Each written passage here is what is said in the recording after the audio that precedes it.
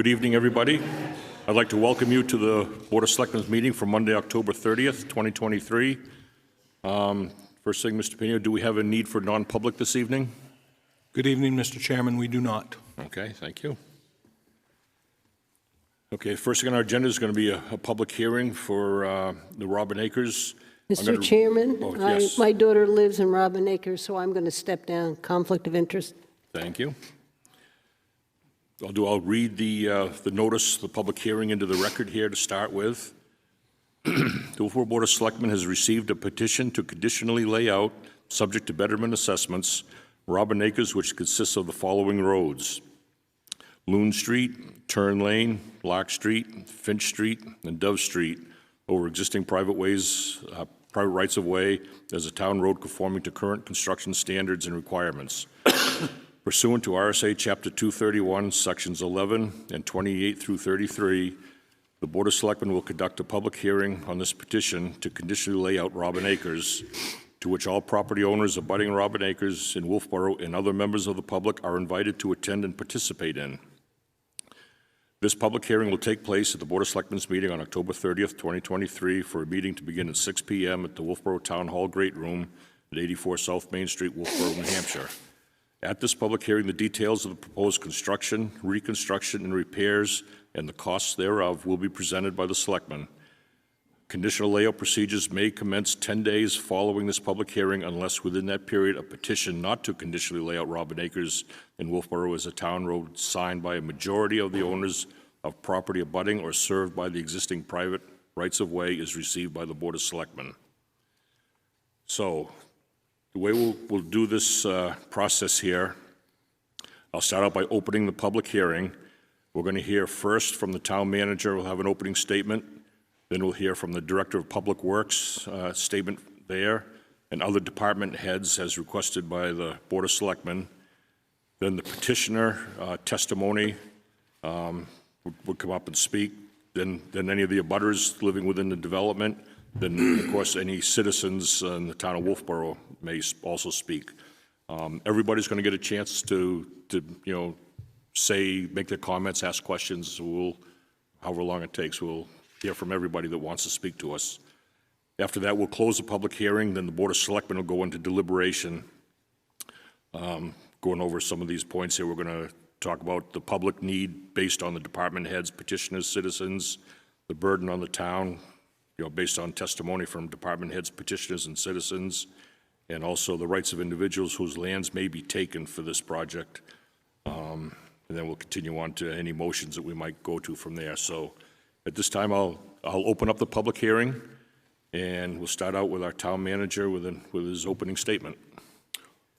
Good evening, Mr. Chairman. You have a memo in front of you from me which outlines some history related to Robin Acres and the desire to lay out the roadway. From my records, this project actually started in 2017 with a conversation about betterment assessments and improving the road to town standards for the town to take it over. At that time, it was 5,400 feet of roadway with 3,700 feet of 6-inch water line and 1,770 feet of 2-inch water line. It was proposed at the time that the Department of Public Works would do this work, which we're no longer in a position for the Department of Public Works to take on a project of this magnitude. Further, the water line, which is in the ground, is a cast iron cement line pipe, which, as near as we can tell, was installed in the 70s and has a 50-year lifespan. So that line is reaching the end of its useful life. Currently, I met with representatives from Robin Acres, discussed some of the previous proposals that came forward, which included the 2017 proposal.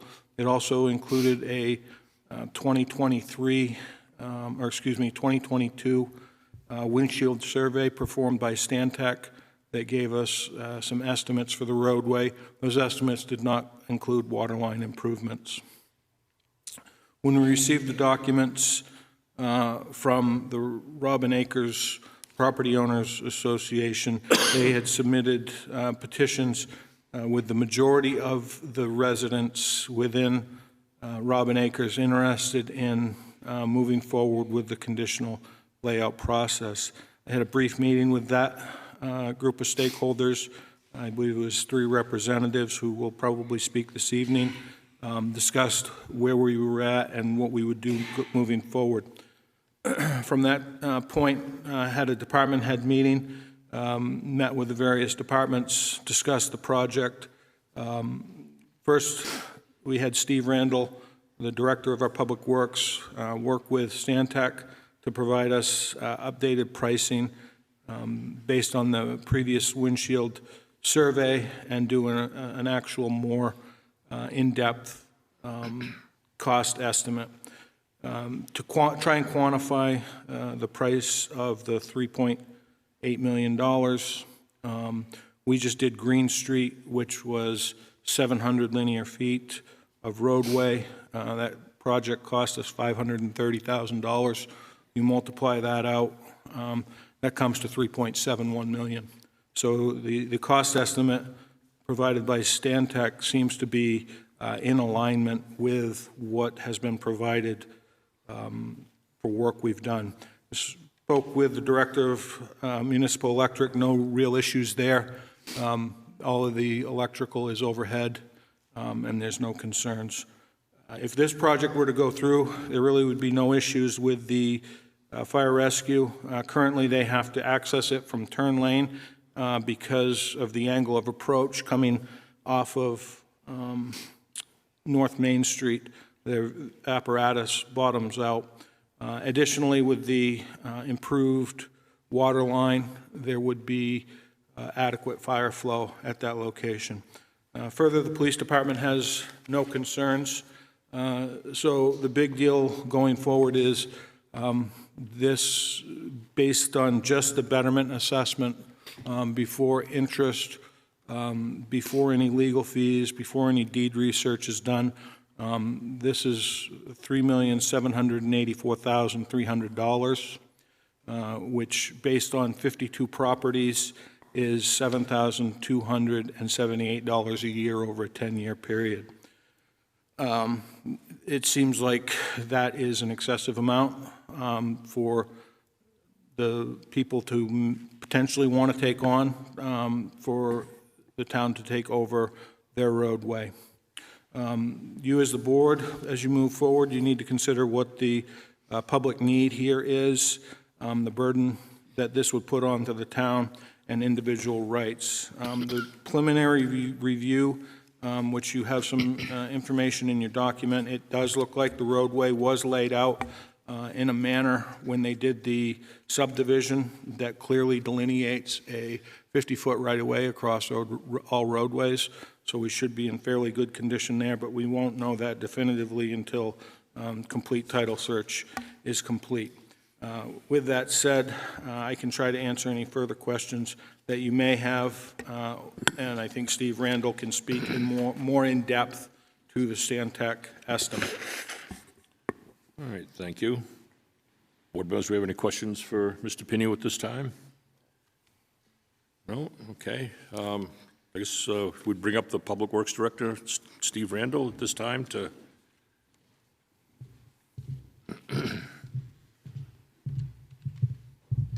Good evening, Steve Randall, Public Works. Basically want to echo what Jim said with the layout.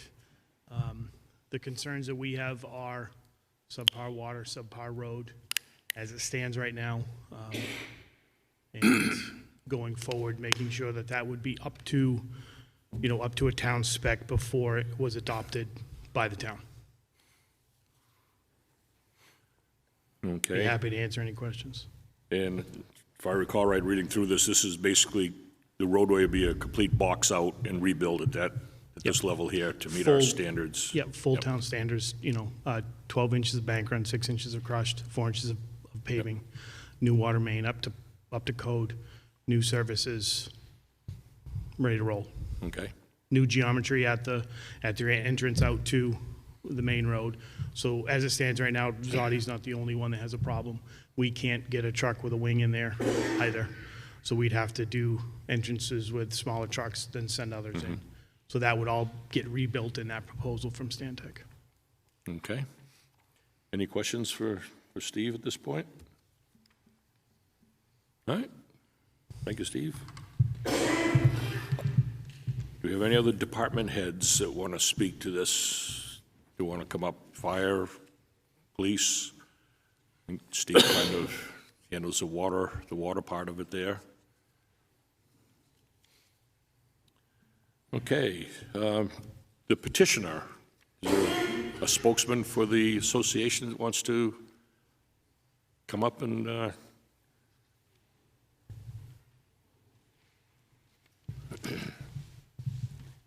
Good evening. I'm Tom Goodwin. I'm a resident of Robin Acres. I'm the current treasurer of the Robin Acres Landowners Association. I was one of the three that met with Jim Pinio that day and with you, Brad. We have looked over these numbers, and as you may remember from our discussion at that meeting, one of our big questions had to do with the widening of all of the roads in the development to 20 feet.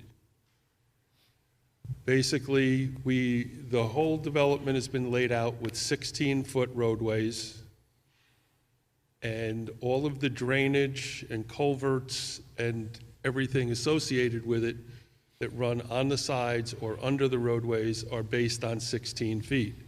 But there's a tremendous amount of expense in this proposal to expand from 16 feet to 20 feet all of the roadway. We acknowledge that there are some pieces, especially the entrance from 109, that deserves special consideration, but that at 16 feet, municipal electric trucks, tree services and cranes, all of the equipment that put in all those brand new utility poles were able to move through our development. We are not a through street to anywhere else in this town.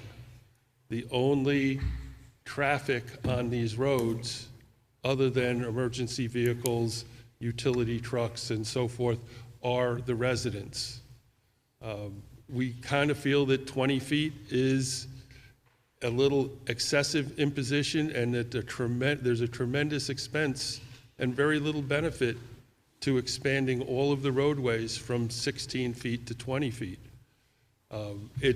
You're moving all of the drainage around. You're taking back landscaping and everything, and you may actually end up having to move municipal utility poles that were just put in the last 18 months. I think as Mr. Pinio stated, this is a very high estimate, and I think there's a tremendous amount of this that is associated with the expansion from 16 to 20 feet. And we would really like you to reconsider that part, seeing that we are a 45-year-old neighborhood that has existed at 16 feet for all this time. We are not sure we see a benefit of going to 20 feet. The other part that we feel needs to be considered in here is we're under the impression that there are a number of infrastructure grants that are available to town on projects like this that aren't available to private road associations, and that those need to get factored in before considering any betterment cost to the landowners of the development.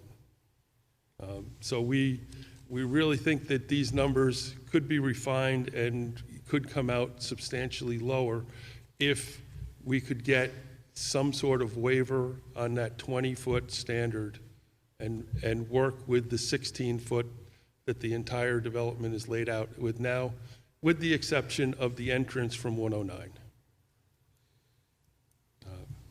Okay. Thank you for your time. Any questions for Tom while he's? Yeah, I have a few. It's for Tom and Jim. Or for Steve, why is there a 20-foot width requirement? That's what the policy says. I'm not sure if Steve has an idea or Brad may have some history. That's pretty much a standard for our town, for any roads being built in the town, and developments to have a 50-foot right-of-way with a 20-foot paved pavement with 3-foot shoulders on each side. Okay. Is the standard that the town uses. With regards to grants, I don't know if the town can get grants for private land, for working on private land. And until the town takes it over, it's still private land. So that's something that would be kind of tricky, and we might have to look into with our attorney. Then we also have to remember that when it snows, 16 feet turns into less. It happens in my neighborhood. We start at 20 feet wide, and on a good winter, when it's a lot of snow, we're down to 16 feet wide or 18 feet wide. It just happens. So that's something else that I think you need to consider. I had a couple of questions about your association. What are your dues a year per resident? Currently, we are paying, each lot owner pays $800. Okay. We have a couple people who own 2 adjoining lots Yep. with one house. We have another few that split, and we have 2 lots in our association that are actually on Lang Pond Road that pay half dues. Okay. And my understanding is they would be excluded from this because they get all their services from Lang Pond Road, which is a town road. Okay. How much do you have in a reserve account right now? We currently have just north of $66,000 in our reserve account. Okay. We also have, there's one plot in our development that is common land that used to have a tennis court, no longer has a tennis court on it. Our understanding is the town really doesn't want to be in the common area business, and we are looking at what the possibilities are of working with that prior to continuing on with the town taking over the roads. But My last question would be, have you had a full association vote since these other numbers came out to see if the majority of your residents want to pay the $7,800 a year? And what do your bylaws state? Do they state that a vote like that has to be approved by 50%, 66%, 75%, or are you sure? I am not sure. I would defer maybe to Russ over here, who's done more research on that. We have not polled our residents since these numbers came out because we feel that there's the potential for significant adjustments to these numbers based on grants and the width of the roadways and so forth that may deserve reconsideration before we hold that vote with the residents. If I can just ask one or two, do all current public roads in the town meet this 20-foot standard? And if not, is there a plan to upgrade all roads to this 20-foot standard in the very near future? I think as a 45-year-old development, if there's grandfathering in the town, I think we should deserve consideration on that too.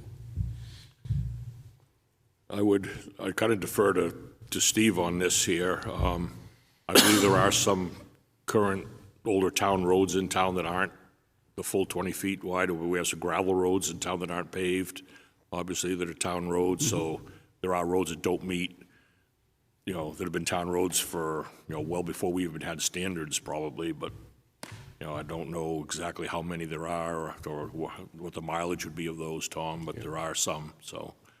Okay. Yes. Mr. Chairman, 2 points that I would add. Any road we do at this point in town, we do to 20 feet. I believe that there's a scenic and rural road committee that was met, and I believe there was a discussion about 19 feet. Right. With that, the other thing that I'd bring your attention to is the 2017 estimate calculated a 20-foot roadway at that time. So the 20-foot roadway has been something that has been contemplated since the 2017 estimate.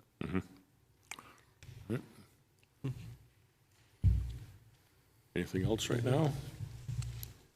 You want to add anything, Russ or Bill? Okay. Thank you for your All time. right, thank you, Tom. Okay, at this time, I'll open it up to the, any of the, stakeholders, residents in there, the butters to the properties and development stuff there. I just ask that you please just state your name at the beginning so our recording secretary can get it recorded right. So anybody would like to come up and ask questions or make comments? Certainly.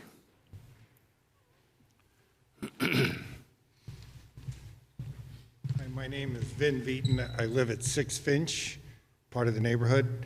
Just moved to town a few months ago. I just have one question as I try to understand these numbers. Since the town does not currently have the expense of maintaining the roads, is there some adjustment to our taxes as a result of that? I don't know the answer to that. It's my understanding that when you look at your tax card, it'll say 95%, and that 95%, I believe, is on the first 10% of the land assessment. You can reach out to the assessing office, and they can clarify that for you, but it is my understanding that there is a factor of 95% for the first percentage of land But on I'm your not sure tax what that card. means. Pardon? Well, I'm not sure what that means. There's a 95% for the, So so it'd be you a have 5%. 5% reduction for being on a For- private okay, road for for the the road. land portion. Yeah, I can speak on that because I have a private association, and we were actually taxed as public roads for 27 years or 24 years, 25 years, until I brought to the attention of the assessor who was in the neighborhood that we were a private association, and our taxes were reduced for that. Well, curious, what would the town estimate the cost per home to receive that?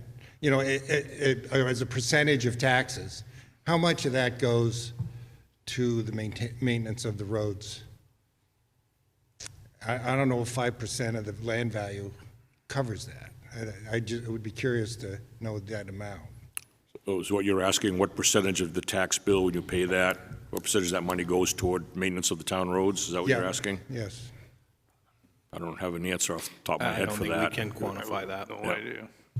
Well, I mean, I think that's an important piece to this as to, you know, how it applies to all citizens fairly, Right. is my point.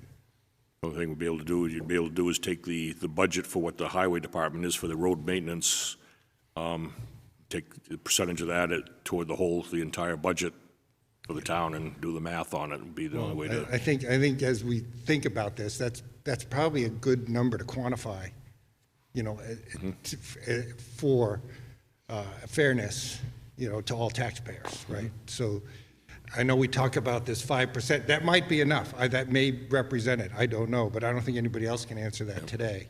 And I think that's a fair number to understand as we consider the fairness to the residents. Thank you. Thank you.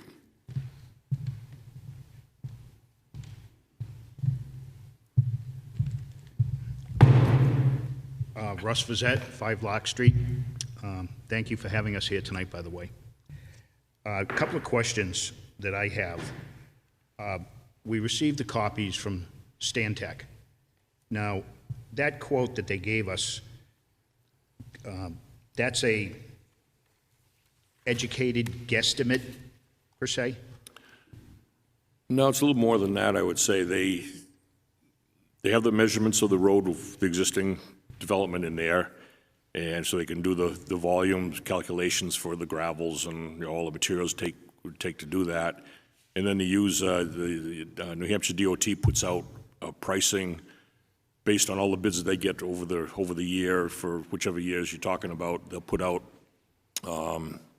cost guides of what each of those items cost to do, and they'll use that as a basis to prepare the budget. So it's a little more than just, doing like a windshield survey and just saying, oh, that's about this, that's about that. It's fairly detailed. Because there are a couple of items, and I don't want to go through them all, but, and it seems like they broke it down to an hourly, or not an hourly, but a basic rate cost. I'm just going to go over a few of these real quickly, but if you look at item 622.55, remove and reset monuments. Now, I know in a lot of developments, that might be your boundary markers. Right. We don't have that. That's just one item. They also have, that's at a cost, by the way, of $6,000. Not that that's a lot of money, but where you start to come into the big cost is when they have an estimate of your 3/4 inch stone, your fine grade, and all the buried material. I know how these projects work. I know how they estimate them, but you don't get a true number until the project is actually being completed. When you excavate, and if the material that is existing meets standard protocol, you don't need to bring other material in. So that material is loaded, weighed, and added as the project goes on. So on a project like this, I guess one of my questions is, would the town have a problem seeing how Robin Akers is footing the bill if we had our own project manager to oversee the cost of some of these things and the material coming in? I mean, if we're going to pay for 100 ton of material, we want 100 ton of material going into the ground. We don't want 50 ton of it going into the ground. So that's what a lot of these estimates are, if you look at them. I can answer a little bit if you want, or if you want to Yep. go on. Part of it is when they put something like this out to bid, they'll bid these individual items just like is on this estimate sheet here. So when the contractor goes out and does the job, say, take for instance the crushed stone fine fill 3044 at $40 per cubic yard, 3,000 cubic yards estimated for $121,000. They're only going to get paid for what they bring in and put in. They're not going to get paid the $121,000 if they only bring in 2,000 yards or tons. I'm not sure, that doesn't say if it's yards or tons, or yards. They'll get paid for what they actually bring in, and Okay, that's the way a project would work, so. That's fine. Yep. I don't think anyone's going to have a problem with that, but isn't Xantech's cost at the bottom of this 10% of total figures? So that is going to also affect the total cost of their 10%. If you look at designing, engineering, survey, permitting, which is $250,000, which is their 10%, we start negotiating costs down. That's going to change their not the 250,000. I mean, I'm not going to open a window. I don't think there's anybody here that's going to open a window and throw $250,000 out. But when you start adding 250, 6,000, 10,000, it starts to dwindle the cost down, along with the fact that if we can stay, if you allow us to stay within the 16-foot parameters, okay, that's going to change the cost significantly, okay? It's going to change a lot of the material costs, okay? As Tom said earlier, we are all dead-end cul-de-sacs. GPS is not going to take you through Robin Akers to get to Walgreens or anywhere else. No one, even when you look at the big one, there's a big cost affected here for traffic management. Okay, at $125,000. I know on my street, I watch 2 cars leave. Okay, they leave at 5:30 in the morning and they come back at 7 o'clock at night. And I'm sure a lot of the other side streets don't have as much traffic. Majority of the people in that neighborhood are retired, and there is no traffic flow. But, thank you. All right, thank you.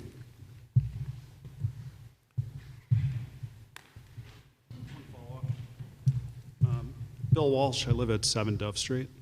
So looking at the 2017 proposal that Dave Ford put forward to us, the new piping that was being proposed to go down the cul-de-sacs ended at the street where the shut-off valve was. I believe this new estimate from Stantec is showing replacing the pipe all the way to the homes. So is that implying that the town will be taking over that water line all the way to the individual houses instead of where the shut-off valve currently is on the road? Because it's a significant amount of money there. My answer to that would be, correct me if I'm wrong, Steve, but the town would still only maintain to where the curb stop shut-off is at the property line. But the project would replace the line all the way into the house, especially if it's some of the older homes there, due to the type of pipe that could be in the ground, if it's, if it's leaking, leaking potential to leak right off the bat. I don't believe any of them are probably galvanized. I'm not 100% sure of that, but if some are galvanized, Steve, that would be a reason right there to want to change them anyway. This project would do that. Now, I remember in our discussions we got together that there are some newer homes in there that wouldn't be required to do that because they're a few years old now, as opposed to some of the ones that could be 40 or 50 years old. So. Exactly, and that was my point. And there is a number of homes that are new construction, and there were people that had to replace their lines in the last few years because of a pipe break in the middle of the winter or something like that. So there is a significant amount of money built into this estimate based on replacing every one of those all the way to the homes. The way we've always operated is that it's the homeowner's responsibility from that shutoff valve to their house. So what this is proposing is taking that out of their hands, but at a significant cost. Mm-hmm. So just wanted to get clarification on that. Thank you. Yeah, there's something to consider, so, yeah. Steve, you want to comment on that? So just to clarify on that matter, all of our new water projects on these older mains, we are replacing straight to the house so that everything is new and updated and checked. So that's new meters, new everything. The homeowners will still be responsible from shut off in like they always have, except for in these projects like Green Street, we replaced them all so they're all new. Yep. And then after we turn everything on, it still goes back to the homeowners. So in these estimates, these are all unit-based pricing, which means if you have 10 feet and you have 0, you're still only paying for 10 feet. Right. So it's a best estimate based on, without digging up everybody's home to see what they are. The footage is based in there on an average, and then as the project would go, it would be then accounted for and billed accordingly. Thank you.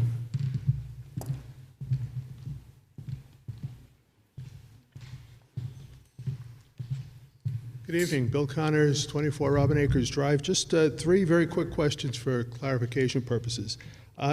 Did someone mention a 2017 actual number?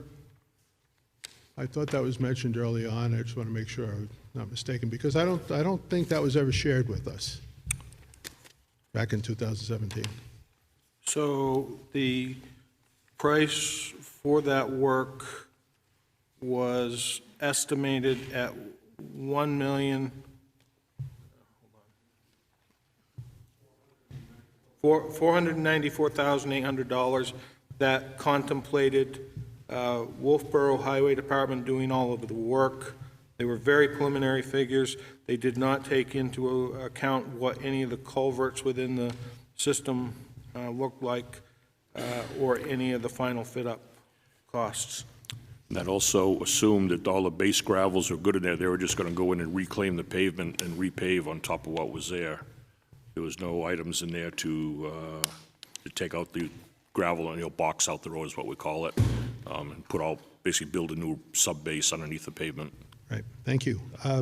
The second question is just to clarify on the number cited tonight.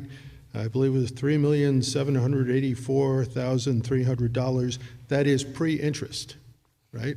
That is correct. So the actual cost to homeowners will be considerably higher. Correct. When you factor in And it does interest. not factor in legal expenses with deed researches, et cetera. And were these numbers shared with the association any time before tonight? Yes, I had forwarded it to Mr. Goodwin and the team, I want to say around the beginning of October. Okay. Thank you very much.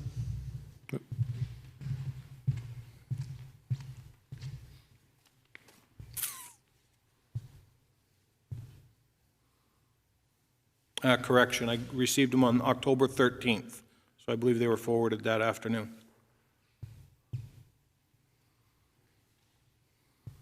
Any other questions, comments? Suzanne, you want to?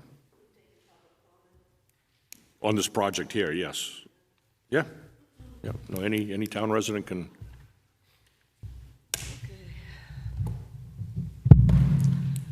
Suzanne Ryan, taxpayer.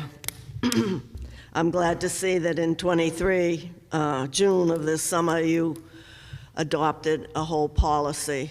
It will serve you well. Under your deliberations, you must consider 3 points. The public need for the road, and as we've heard, it's private, cul-de-sac, dead-end road, not a lot of public use. It's not a public right-of-way. It's not a Class 6 going to a 5. It's in a private subdivision. I can't see a big public need.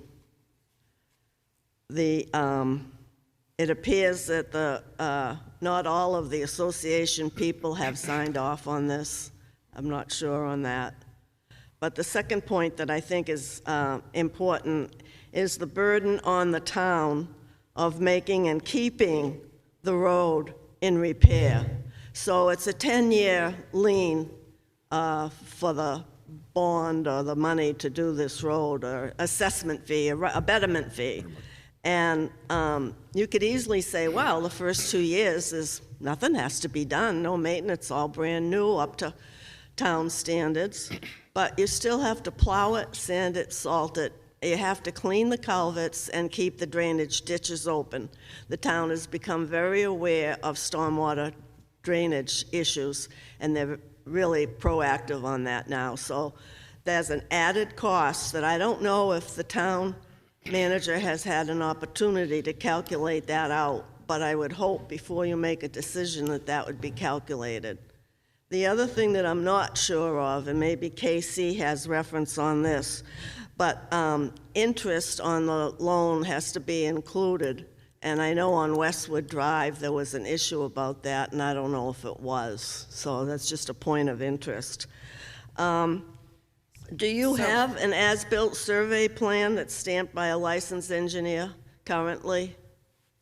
We do not. And then I haven't heard whether the petition is all in the subdivision agree to this betterment assessment.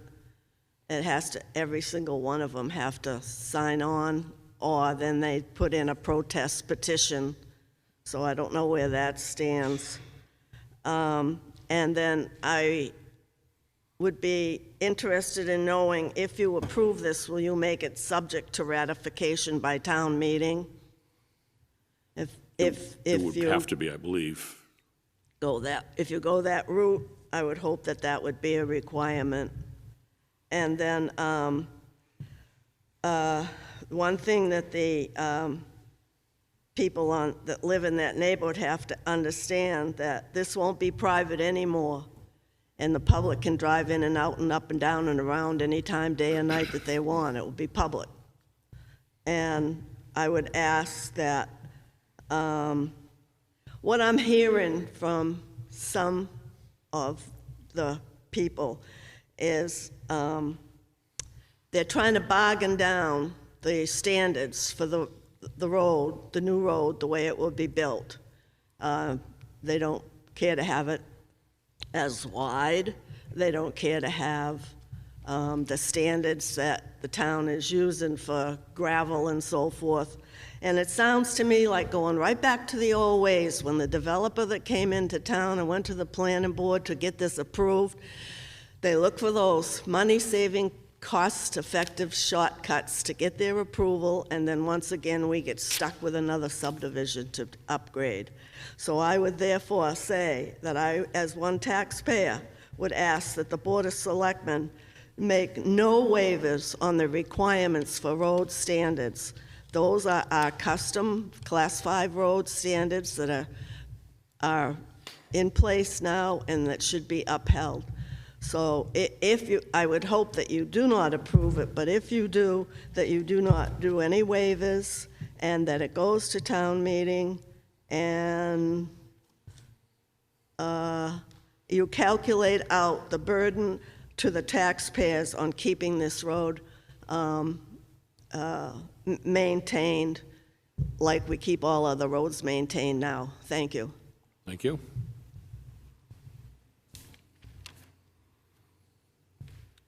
Anybody else like to come up and make comments or ask questions?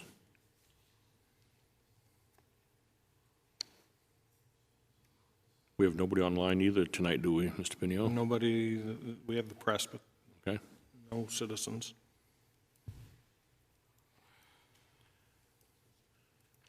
All right, if there's no other comments or anything there, I'll close the public hearing and move over to the Board of Selectmen for deliberation here. So if we go down through the criteria we have here, first one we should probably talk about is the public need, based on testimony heard from department heads, the petitioners, and the citizens. Anybody have any comments or? Dave? Yeah, we've adopted some new regulations in the last year or so about town roads in particular and what they need to be. And I'm a firm believer that we went through that, through it quite extensively and came up with a standard of 20 feet, and I feel we should stick with the 20-foot paved plus shoulders. And there are other things within that that need to be held, and that would be the gravel type and everything else. And I think that the gentleman came up and spoke about different types of materials and having a clerk of the works of their own. I don't have any issue with that. But we know that we do have clerk of the works, or people that are on the job sites, whether it be the current ones that we're doing on Varney Road and Green Street and stuff, that oversee what's going in the ground and on the ground.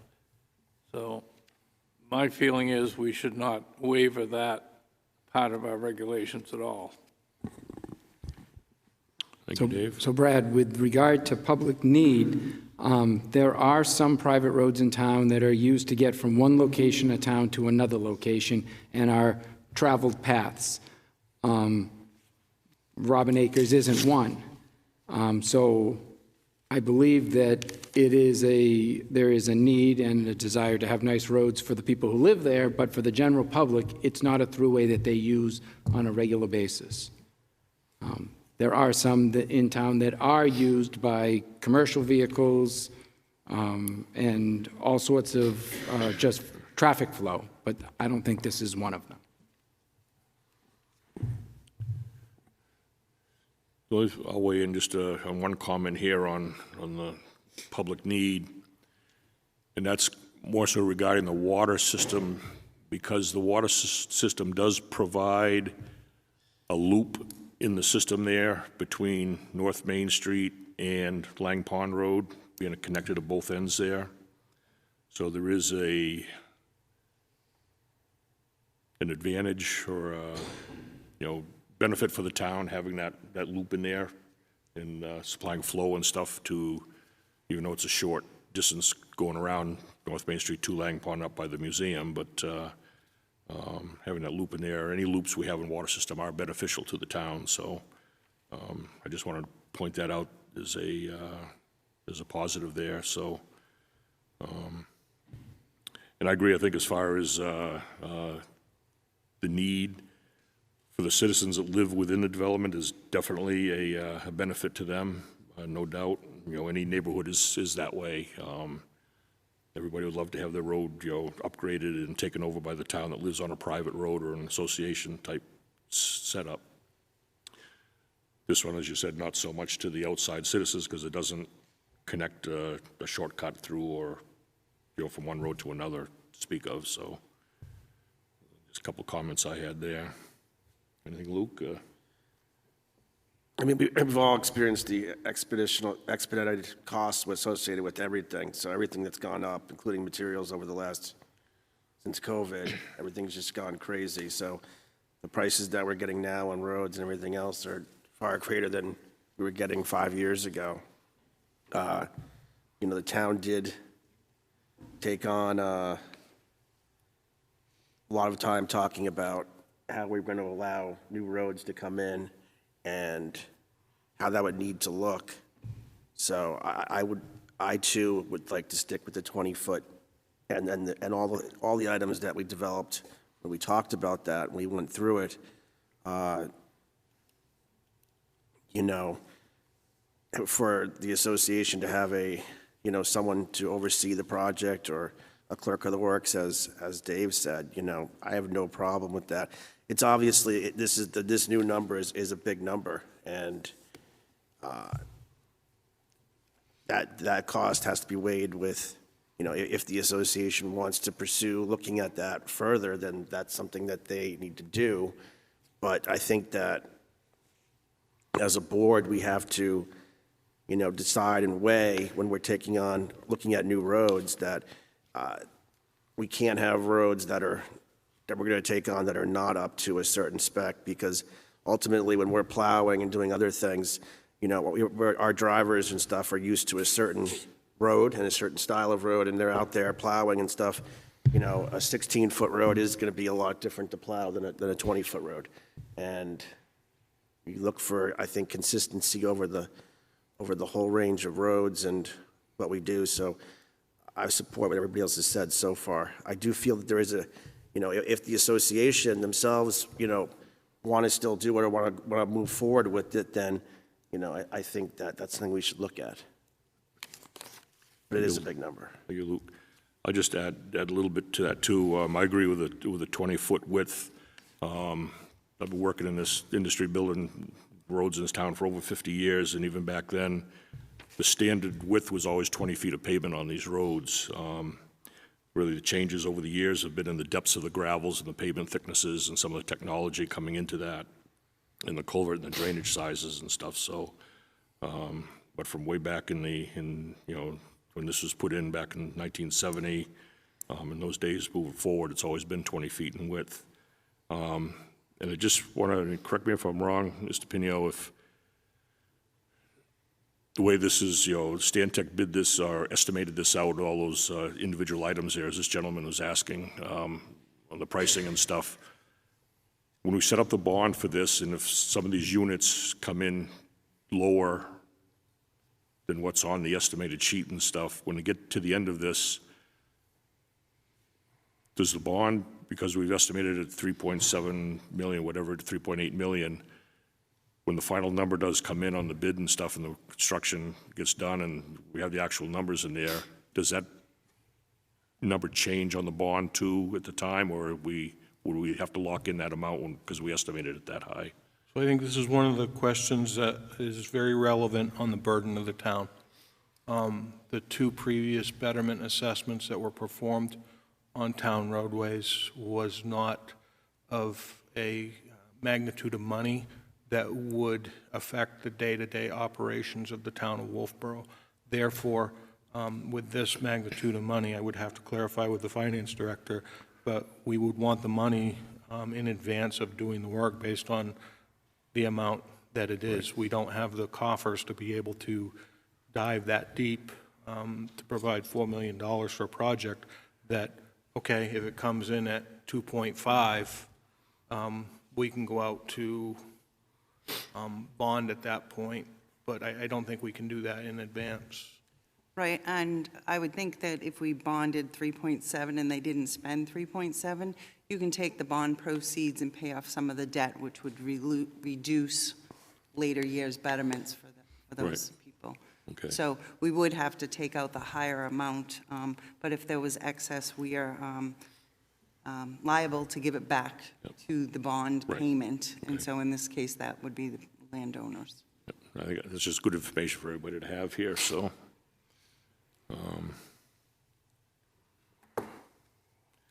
And just for Suzanne, yes, the interest would be part of the betterment. I don't know what's happened in the past because I wasn't here, but yes, the interest on the bond would be calculated to the betterments.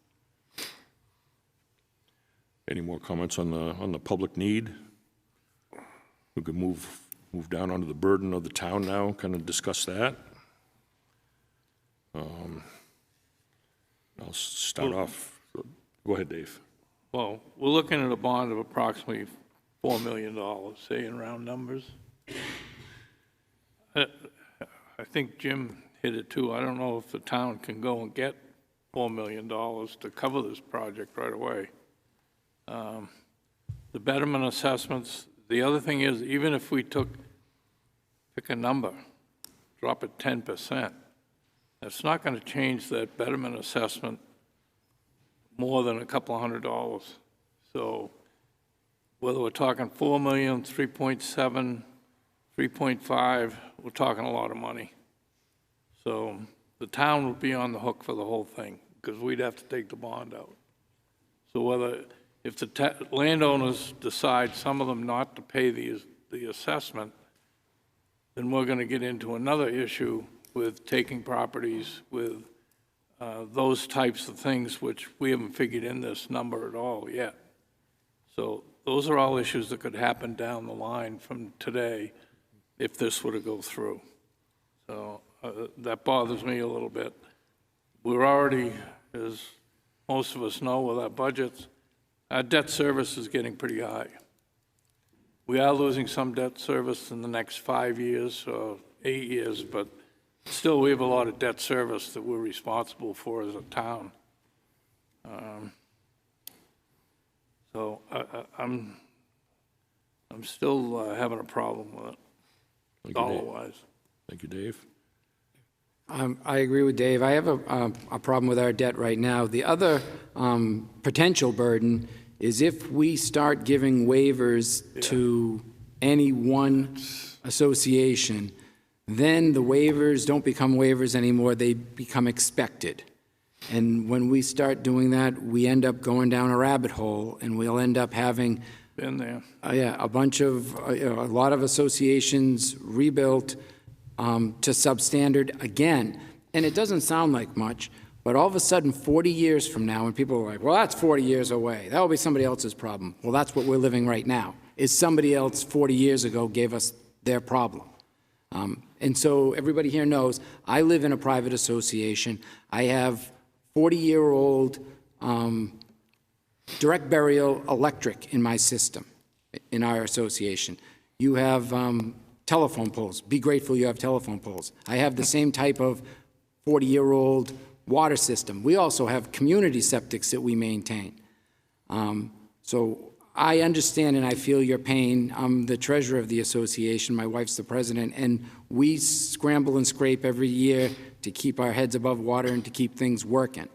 I would love it if I could have our 2 roads taken over by the town also, but it's just the cost to us, because we're 19 houses, might be half of what yours is, but we'd still be looking at $2 million. You know, and then having to have a lot of people in my association that are elderly on fixed incomes, and asking them to come up with, you know, $6,000 or $7,000 a year. It's a lot. So, but I understand where you are. I just wanted you to know, because I'm in the same situation.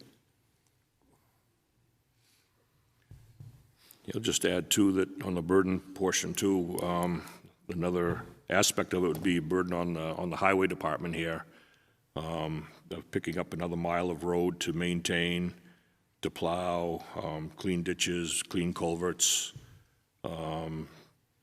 increase in salt and sand, that would be required in the town, town budget and everything. And going down and, a little different when you have through roads to go down on an end, turn around, come back. When you have do have a loop in there, but then you have, what is it, 5 cul-de-sac dead ends in there, 4 or 5 anyway, to go in there and plow those out enough to enable a truck to turn around in there and stuff and then come back out. A lot of intersections to clean up. It's a, I'm not gonna say it's a tough, but it's a time-consuming set up a road system there to maintain. And then as Dave and Brian have pointed out, if there is a few of the homes that don't end up or can't end up paying their portion of that, then the burden to go to our tax collector to stuff to put the liens on the properties is a time-consuming process, costs money to the town budget for legal fees and everything you might collect later on, maybe 10, 20 years down the road, who knows, but in the meantime, the town is footing the bill on that portion of the money, so there is a financial burden there too, so definitely some burdens there to consider. Anything else under the burden portion for the town?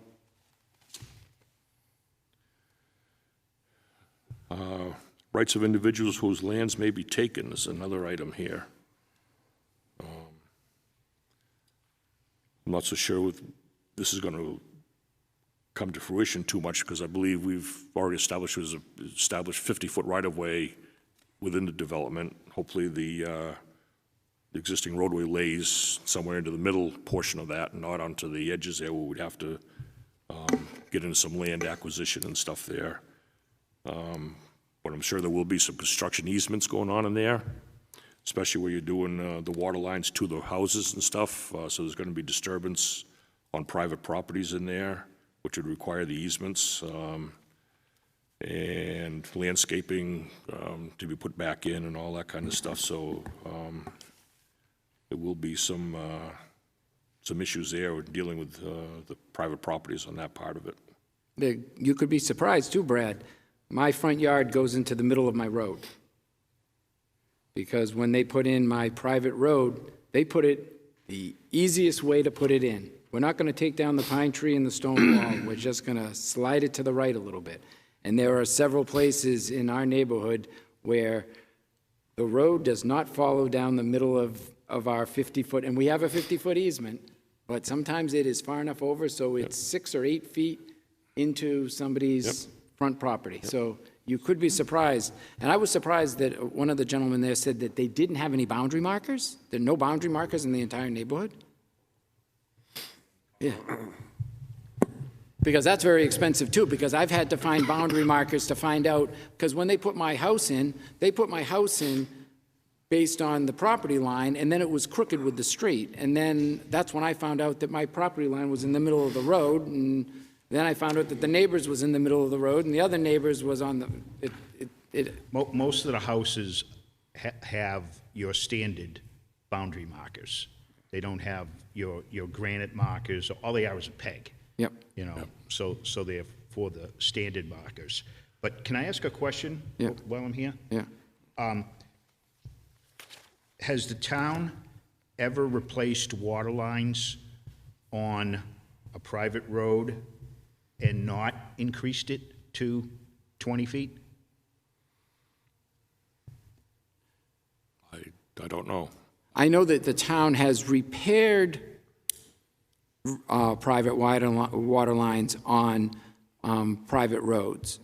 However, they have had to submit a bill to the owner, the association, whatever, to reimburse them. To repair a line, there would be no reason to widen it. I don't know of any private road that has ever had its entire water line replaced by the town. Not that I know of. So the town has not replaced water lines on any private roads? Not that I know of. That you know of. Anybody else? I can't think of any I can't think of any either. off the top of my head. Okay, thank you. Yep. Any other comments or questions from the board on the rights of individuals and stuff? Any other discussion with the board on what we'd like to do with this? We have some options here. We have, three options have been provided to us. We would continue the meeting to make a decision to a date certain. We're going to make a motion to accept and conditionally lay out the highway subject to the approval of betterment assessment at the 2024 town meeting, or we could make a motion to not accept and lay out the highway. Kind of the three options. What is the board feeling? I'm feeling right now we have some incomplete information too. They haven't had a vote. They don't even know if their residents want to pay $7,200. They have concerns about the cost of our estimate. Although Sandtech has done estimates for us before, and they're usually pretty good. If anything, we tend to have a little higher cost than their estimates because it takes a year for the project to develop, and you always run into unforeseen difficulties, ledge or something else. So I think that it's a little early to make a decision on this project. That's for sure. I kind of shared one of the concerns you just mentioned there, Brian, was because somebody asked about if this new number had been shared with everybody, and I saw some heads go up and some go no like that. So I'm not sure all the residents up in the area have been aware of the number that's out there right now. That would be a little concerning, and it would be nice to let the association kind of get together and come back with be nice to know a percentage of who's in support, who's for it or against it or whatever. Yeah, I'm not even sure what they have to have for a vote in order to go forward with it. I don't know if it's 100% vote, 75% vote. So I think that there's a little bit of confusion here. The way that I understand the RSA and the policy, it takes a petition of one person. We receive a petition of one singular person to lay out a roadway. We as a town have to act as we are doing now. The Board of Selectmen may choose to vote to conditionally lay out the roadway. The moment that vote takes place, the residents and abutters have 10 days to issue a counter petition saying, no, we have no interest in going forward with this. I can tell you that previous to the most recent cost updates, the surveys, which Amy has a copy of, that were provided to us by the Robin Acres Property Owners Association, there were 45 signed surveys, but again, that was before the updated pricing. The 45 out of the 52. Yep. Okay. I mean, Brad, Yeah. I mean, I kind of agree with what Brian said, and you said too, it would be nice to have them have the ability to digest the number and make sure that, even if that number was 10%, 20% less than what this number is showing us, okay, would they even be willing to entertain that? Mm-hmm. Because if not, then, that's where we'd be at then. But I think they need, because I did see the same heads you did, I think they need some time to think about it, those numbers. Would be my thoughts. If we were to continue this meeting to a date certain, what do you think we should have for time? 2 weeks? A second meeting in December? Or what are the dates we're looking at, Jim? So honestly, because of the crazy schedule in November, I would say, and this makes it really difficult because of bonding, we could push it to the 6th of December, but we would have to have a decision that night because we would have to proceed through the bond council process, which is something that, at this point we're not anticipating. So I think that's the soonest that you could probably do it. You could entertain it on the 15th. I won't be here. You can certainly entertain it at that date if you'd like. Well, I just assume Jim's here, but Yeah, I agree. I would make a motion then to continue this meeting till December 6th Second. for the reasons that Brian mentioned, as far as the numbers, and certainly we know that the numbers are going to change between now and when the project starts, but I'll make that motion to December 6th. So a motion by Dave, seconded by Luke, to continue this public hearing to December 6th, which would be a 6:30 meeting, not a 6 o'clock meeting. I would assume we'll go back to our regular schedule. Yep. Now, Any I other have one more discussion? question. Would the residents of Robin Acres, could they have for that meeting, could you have a good understanding of what the residents of your community would want by that time? Can you get a general vote out to the association with a yay or a nay so that we would know? Because if you have, and I'm just throwing a number out, if you have half that say, no, we don't want to spend $7,000, that kind of, it lets us know where we're going, because we don't want to take liens on half the houses in Robin Acres. That would be ridiculous.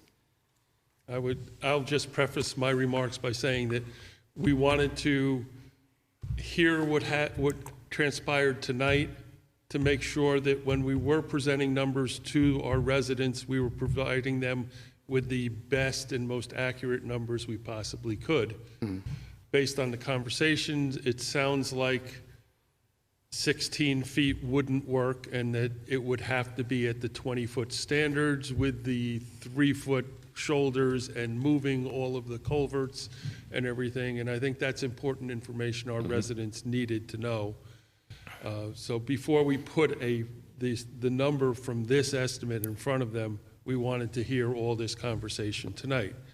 We can now go back and work with our residents and come back with a yay or nay, probably before that. What was it, the December 6th? December 6th, yeah. Yeah. That gives you a month, yeah. Would you agree, Bill?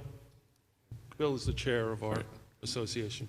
Yeah, that gives you- We'll come back with, a firm idea of what kind of support we have within the neighborhood. Yep, okay. That's good. So here's an example.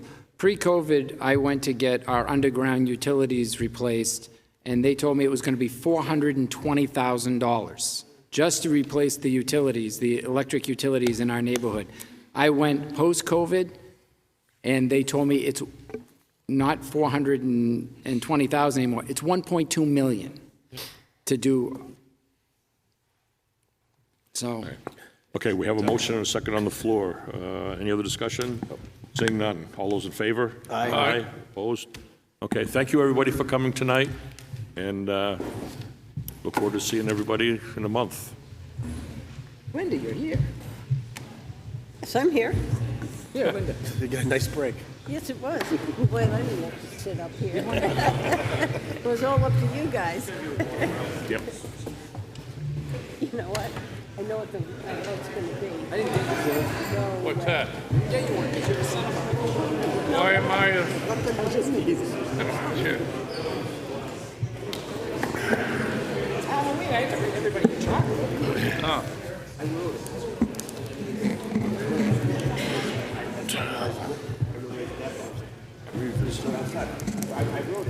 Budget, revisit.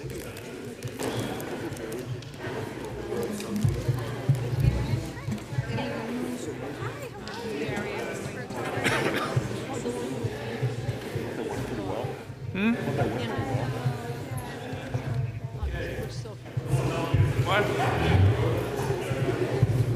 I drove in there probably over a week ago. And they signed all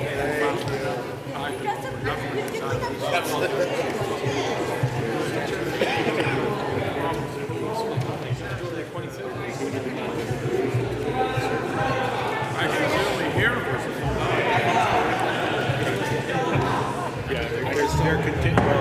We're supposed to be continuing. Just, folks, we do have a meeting to continue on with here, so if you could take your conversations outside, we'd appreciate it.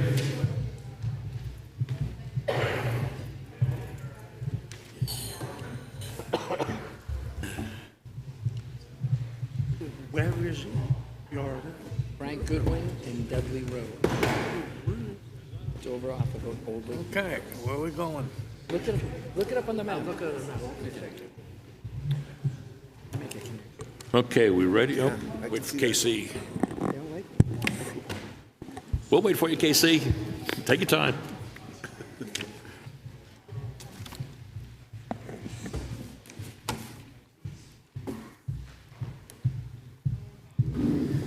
Good. Okay.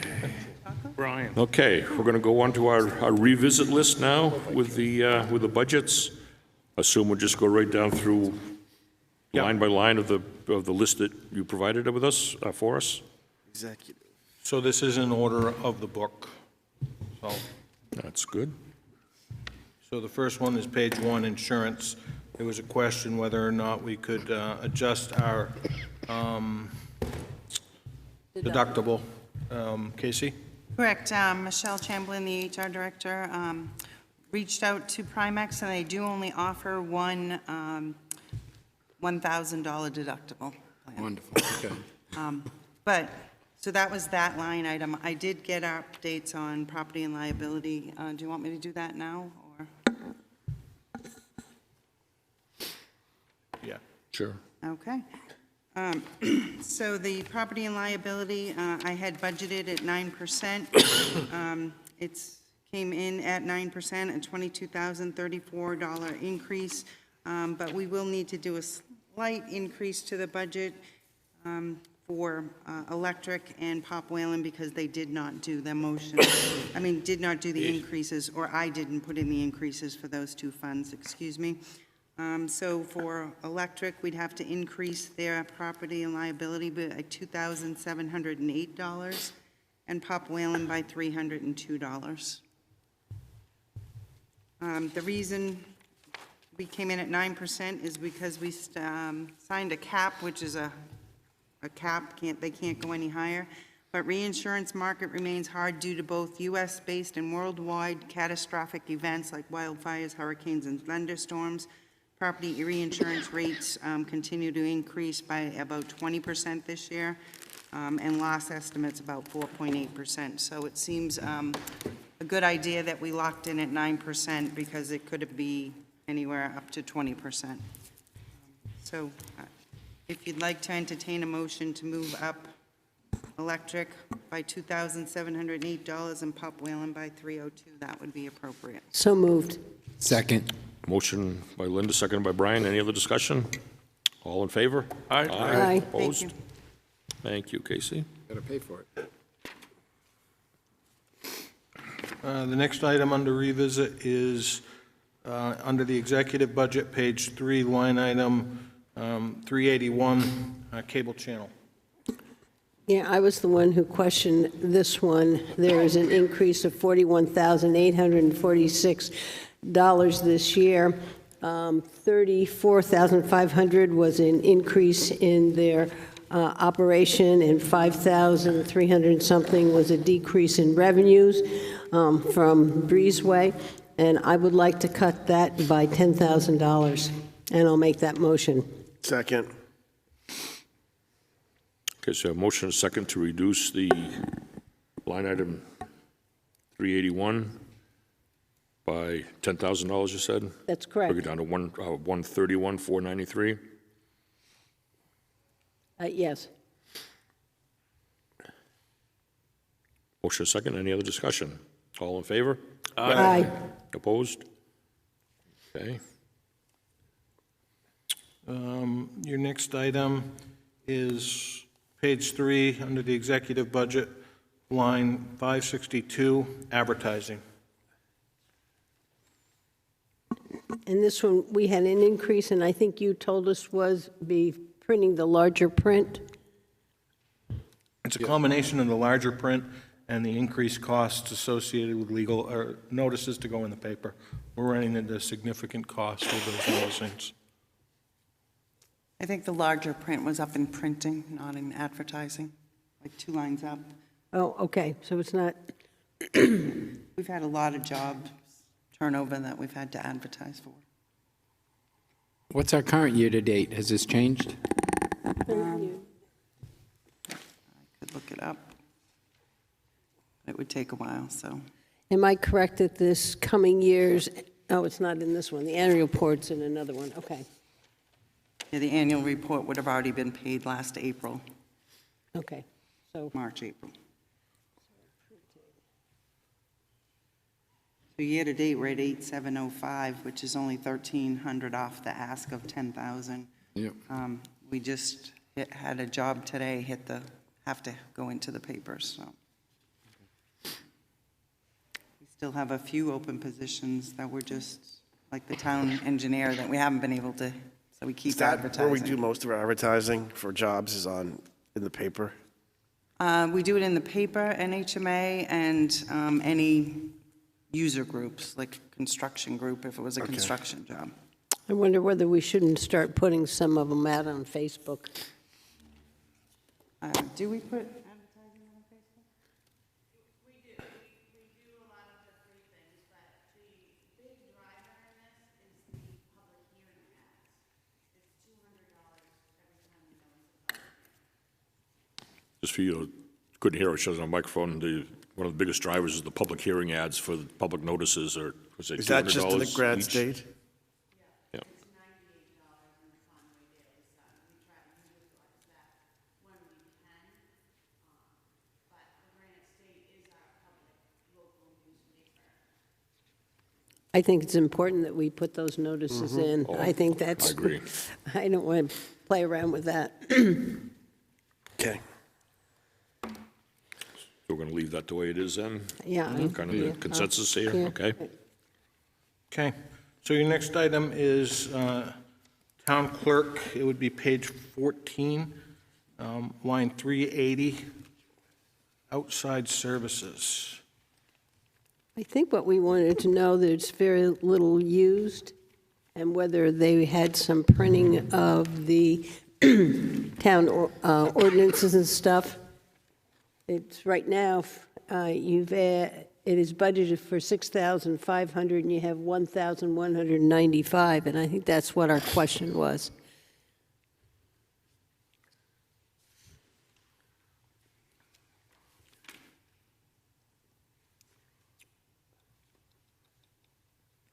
I know at some point she updates the town ordinances. I don't know whether, Town ordinance update is the bulk of that.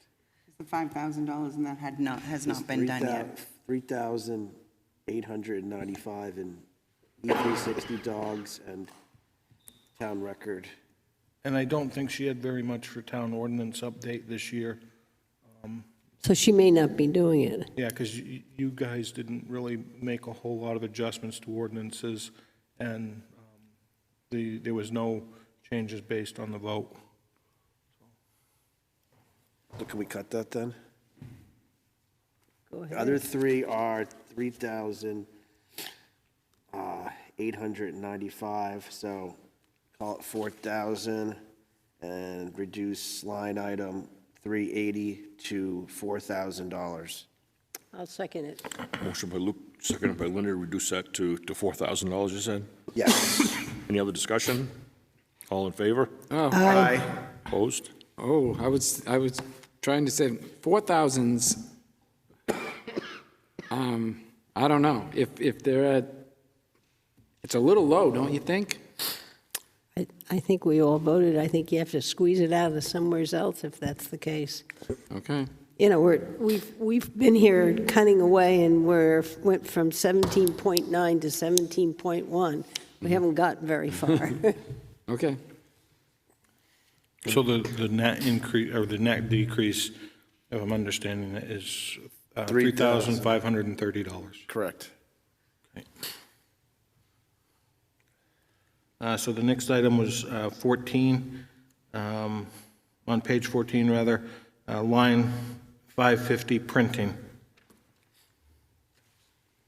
Is there a question there? Must have been because it didn't look like Said anything zero. had been spent this year. Yeah.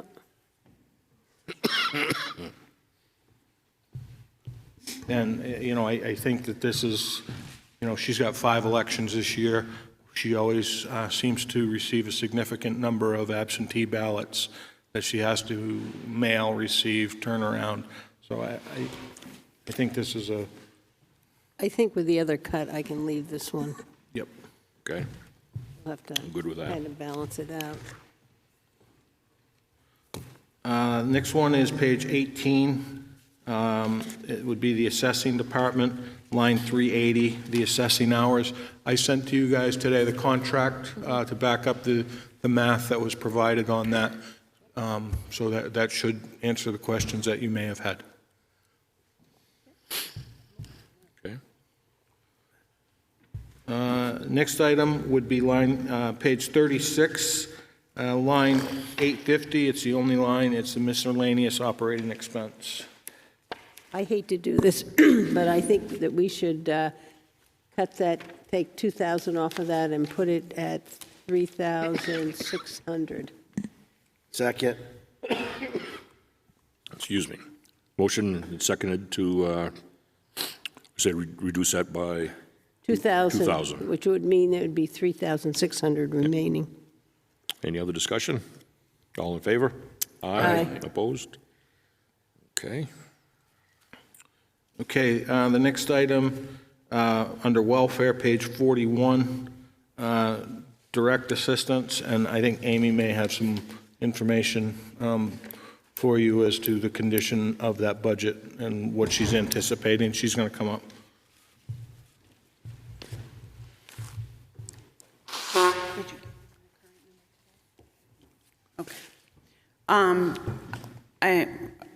Unfortunately, I've had a wonderful few years of decent welfare budgets, but the time has come to an end. The real driver behind it is the increase in costs and rents, the availability of people to have the funds to afford them. Probably going to have some sad conversations for the end of the year. $1,800 to $2,000 for an apartment rental is out of people's league. So you're not so much having an increase in demand, but the price to find places has gone up significantly. Yeah, the cost has gone up, and if you have a single parent working on one income, that's very hard to sustain. Okay, I'm fine. Yep. Good too. Everybody else good? Okay, so the next one is under agencies, Lakes Region Visiting Nurses Association. We've contacted them multiple times. They haven't shown up, so I think you should probably remove it. Anybody want to make a motion to? I'll make a motion to remove $5,000 from the Lakes Region Visiting Nurse Association because they never showed up. Second. Motion been made and seconded. Any other discussion? All in favor? Aye. Thank you. Okay, moving into the planning and zoning world, the planning board, page 4, line 625, postage. I believe Tavis has some answers for you.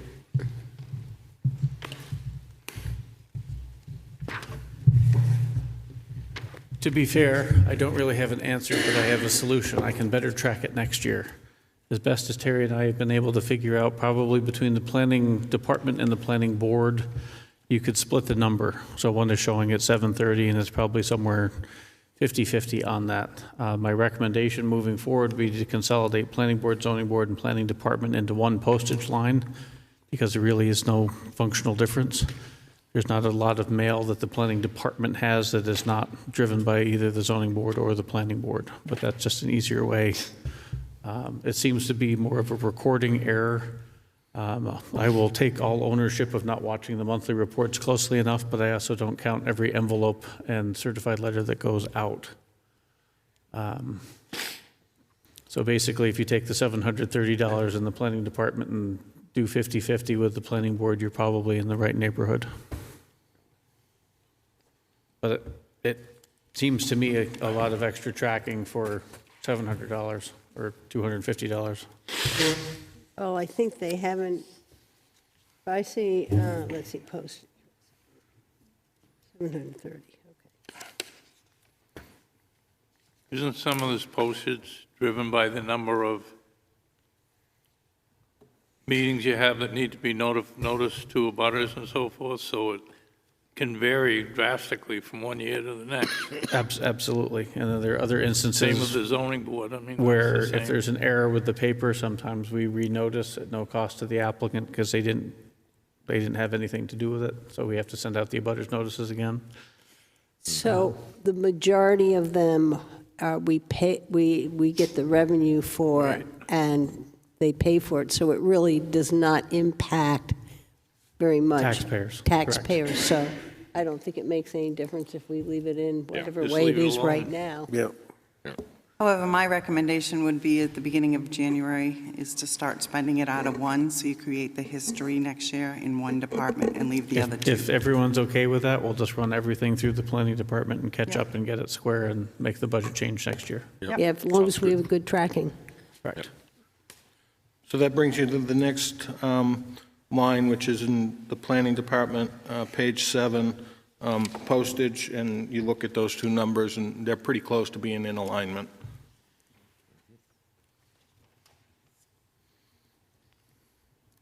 We already cut that one.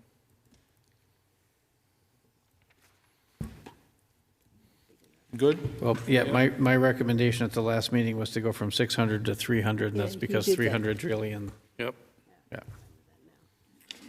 So our next item would be Brewster Building, line 435, building maintenance. So I handed you each a memo that breaks down what's anticipated in that line. If you look at the notes section, it's on my page 13, I'm not sure where it is for you. 435 building maintenance has a number of contractual related expenses, right down through pest control. And then it gets a little interesting. We have the Great Hall floor refinishing, Town Hall window cleaning, painting, and miscellaneous incidents and repair costs. So the memo breaks down what has been consistent for the past 3 years. For lack of a valid explanation, the town seems to have 4 $300 door repairs annually, whether that's locks, closers, hinges, something of that nature. This year, we only had 3 emergency lights, but the 2 prior years, there were 5 and 6 emergency light replacements. That's a $70 light plus labor. 4 heating motors. This is sort of a general operating expense. This has to do with the in-ceiling heating units. This is not the Big Bertha down in the basement. This is just, I can blame the clerk's office for half of this. Has nothing to do with the clerk's office, but that office has been through the units. We currently have one in the men's room upstairs and downstairs that needs to be redone. There's a large basement pump. I call it the main furnace pump rebuild. It's $7,000. They have done each of them, but they've already estimated that one needs to be done in fall of 2024. And $500 of that $25,000 line item is for the incidental backhaul, which may or may not happen. But when you add all of those miscellaneous things up, you're approximately $17,500, which leaves $7,500 left for, I don't know what might break next. Other things I would add to this memo, with some of the information I received as early as today.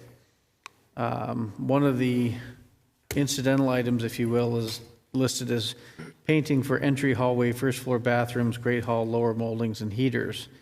It's currently in the budget at $6,000. I had CertaPro come in. They finally got me an estimate today. It is $10,600 to touch up the painting around the building. You said Service Pro? ServPro. CertaPro. Oh, They actually are the ones who did the last touch-up out back okay. 2 or 3 years ago. But that's the majority of the outside railings and their mounts where they touch the deck, all of the front face of the building, Casey's office, the assessing office, and the town clerk's office all have stress cracks. It looks like the front of the building's falling off. For the public, no, the building is not falling apart, but it is settling. So to fix that, they factored in a price for that. Touch-ups on the heaters in here. Is it going to? It is cosmetic. It is not structural, so it is a questionable cost. We had a set price at the Great Hall floor refinishing at $2,000, where $1,400 was in the budget. Now we're trying to find when that contractor can actually commit to doing that work this year. Did you talk to Carpenter School? It used to be the person who came up and did this floor was the one who was doing Carpenter, and this is the same guy? Yes. Okay. I did look further into the window cleaning. Someone had mentioned Sarah Silk's company. That estimate came in at $6,000, where it's been budgeted at $2,000. So again, I would recommend that window cleaning come out until we can come up with a recommended price. But I really was just trying to be able to justify the $25,000, which functionally is $7,500 of unanticipated expense. Well, you only had 3 doors. Maybe next year you'll only have 2 doors. You know, I mean. As I would like to say, I would like to hope. You know, I mean, I guess my concern is to get some of the places that look bad touched up, the painting and stuff, and they've been on a number of years. I'm satisfied that what the $25,000 is what is needed, that's not an budgeted over, and I would say, my feeling is it is not, because that price only included the painting. I asked them to include things like replacing the molding on the stage, and that is not included in that price. So. yeah, I mean, some of this paint has been there for a number of years. We just haven't gotten to it, and I just think we need to start getting them done. Right. So I don't see a need to cut that one. And maybe it'd be good for us to stick this in as a backup information to the Budget Committee. Put this in as backup for the Budget Committee? If you give it to me electronically tomorrow. I can do that. Tomorrow. Tomorrow? Not right now? Okay. Okay, so that takes care of the Brewster Building. Next item is under Information Technology, lines, page 5, under Finance, line item 725, computer hardware. I had increased this budget because we are working on to have 108 units on a 6-year replacement schedule, but it was an $8,000 increase to the budget, and you asked to revisit.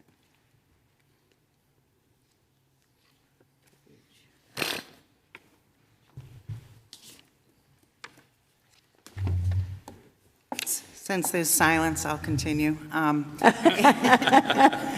I'm contemplating it.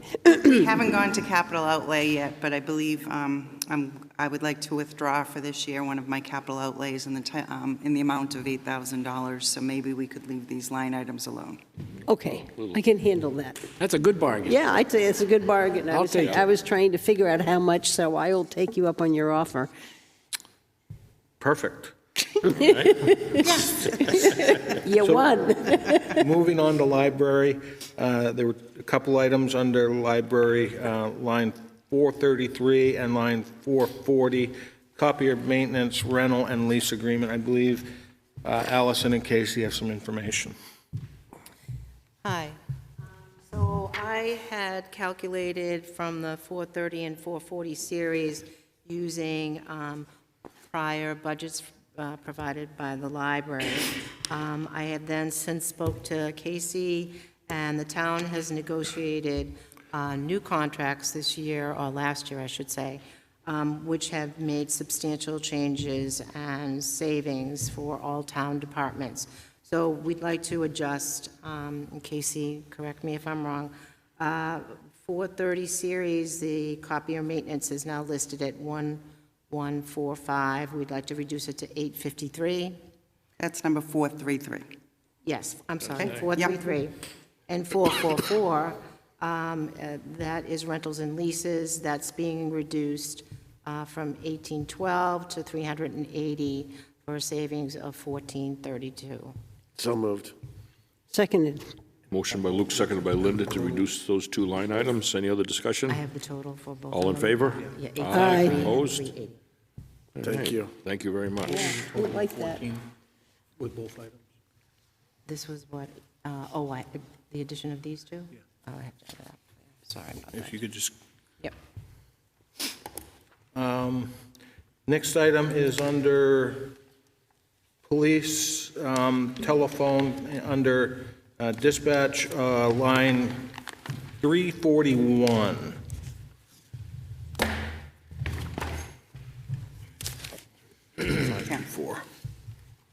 Thank you. He's sneezy. I don't know why, all of a sudden.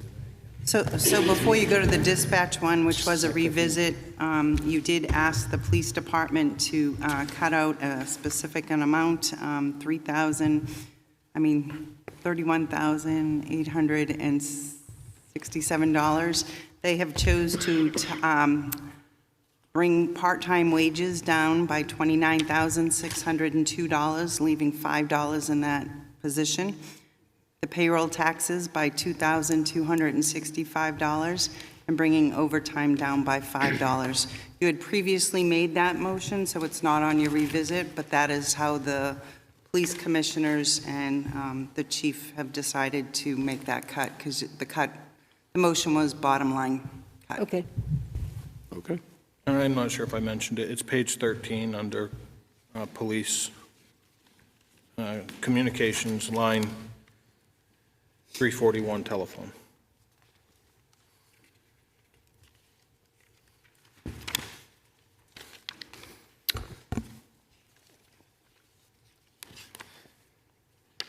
So the telephone line really comes out of the town. They actually manage that. I know I looked into what was coming out of there. We looked at the bills. 380 comes from the internet, and it's been around 429 for the phone lines, but changed when August 1st came around. Looks like it's been taken out 681.71 a monthly out of that. So those are all due to the phone lines that we have in-house. I know the regular lines are about, I think we did today, I did it with Supervisor Lyons, comes to about $23, but then the 911 lines are about $100 a line when I looked at the bill. I know there's some phone lines that I'll have to go through with KC, but everything's in there right now in that phone, so kind of comes out with the bill that comes to us. So you've spent this year $7,763, and you're saying you have bills for all that, and you still have a couple months to go? Yeah, so right now, I just printed it out today, we're $8,819.85 spent. And we have 2 more months. 8895? 8819. Okay. 85. It looks like what's going to be coming out is, I can give you the exact for each month.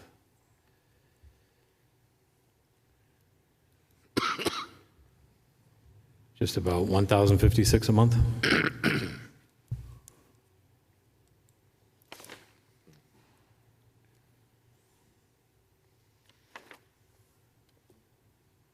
We don't have much control over that, though. No, you don't. But they won't, the line item for is 5760 for next year? Is that Yeah, what's- I mean, what we're dealing with is the line for next year is really low. Yep. And the difference between 2022 and 2023 was our negotiation of new lines? Not for them, because They weren't including that. because they were getting the new building, but hopefully there's efficiencies in the new building, I don't know. Yeah, it looks like, I mean, new lines won't come till, Yeah, but they were not part of our new Yes. telephone system Yeah. because of the new safety building. it should go down as we get the new building, but we just got to wait for the new building.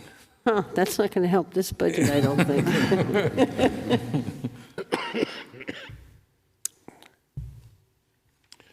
So do we want to leave the 5760 in the way it is, or?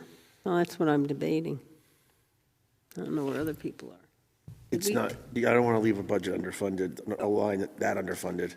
I'm just thinking, did we not, we have other lines that they didn't use. They were low on safety equipment, but I think you are going to order that. Yeah, so That's in a union. we ordered some computers, and Casey put a line on for computers. She just added to us our line.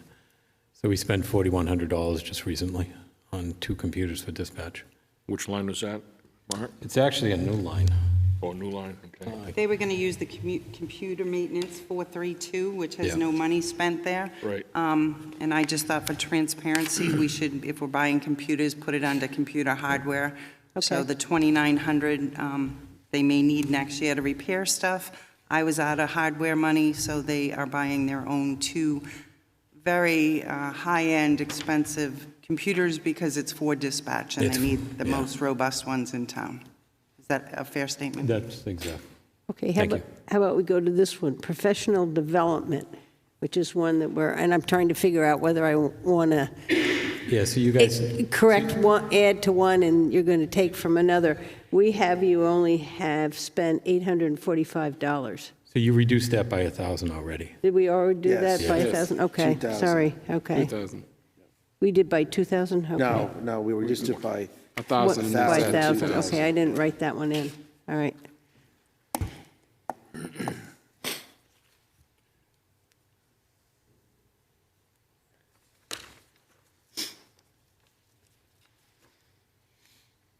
And we do have at line 432, the communications maintenance, Brand, you might need to use some of that next year, but if they're lucky like you are this year, you got almost, you got Yep. $3,900 sitting there to, Yeah, we're doing pretty well this year, so it's, knock on wood.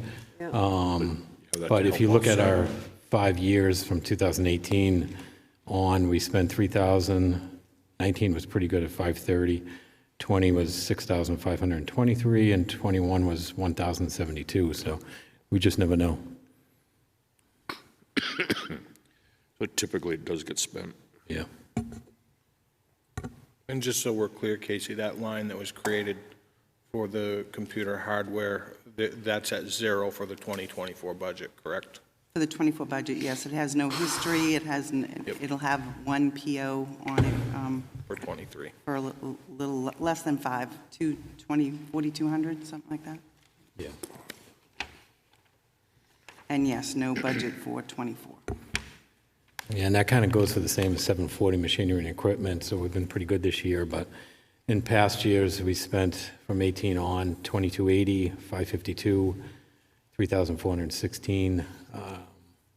21 was a big one, 22,391, because our console for dispatch, we had to go purchase one to get it by. Remember, it died on us. And then 22 is 19,000, where we updated the recorder for the entire building. I'm going to leave it up to you, Luke.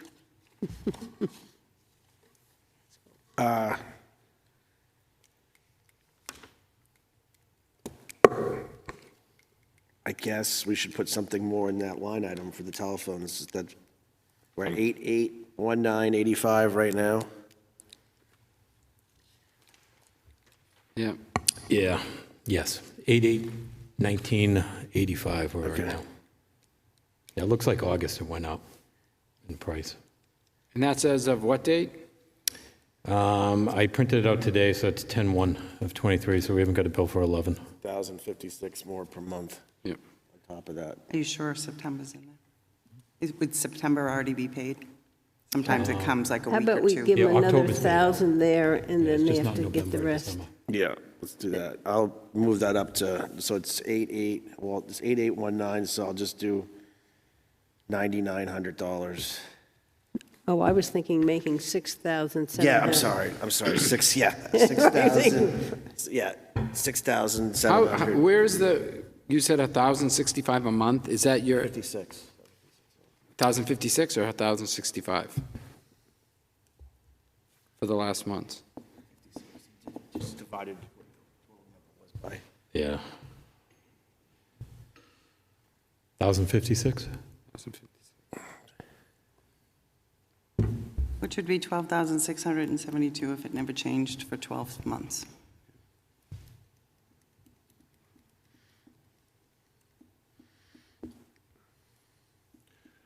So what does $9,900 do for you? Gets you halfway there.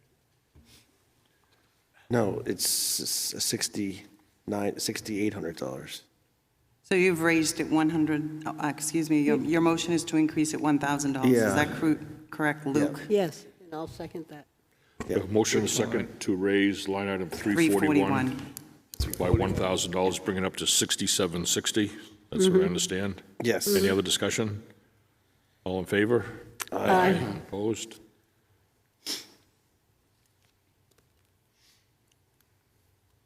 Okay, so your next item is line 13, 432, communications maintenance.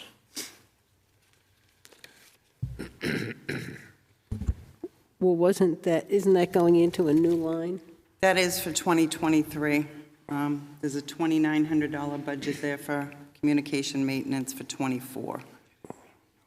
So technically, they didn't use it on communication maintenance in '23. They've repurposed it to buy hardware, but maintenance is hopefully nothing they have to use, but they should plan for. I just leave it alone. Yeah. If they've used it somewhere else, I'm not Yep. going to go after that.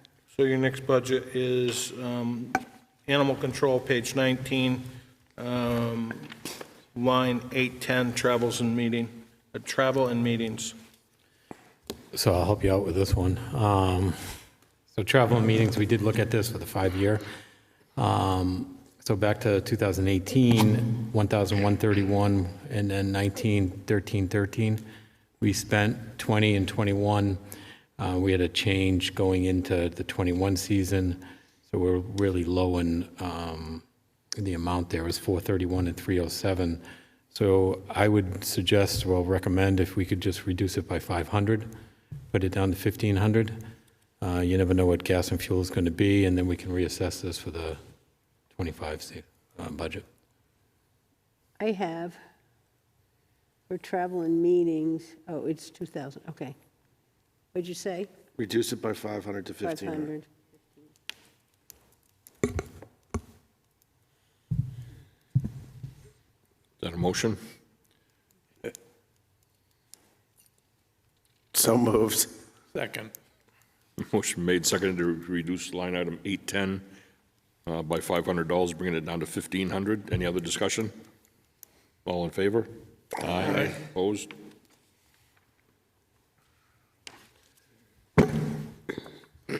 So that takes care of police.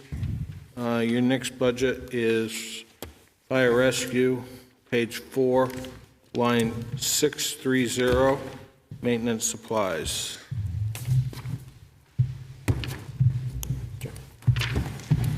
Thank you.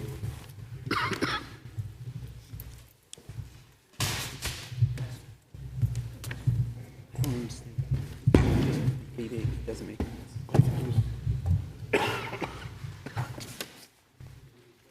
Thank you.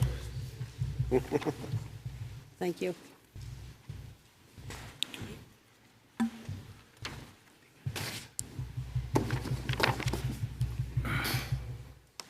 Thank you. Amy's more important. Give her one. She's right in there. What the deputy handed out is, what we did was reviewed the lines you said you were intended to revisit.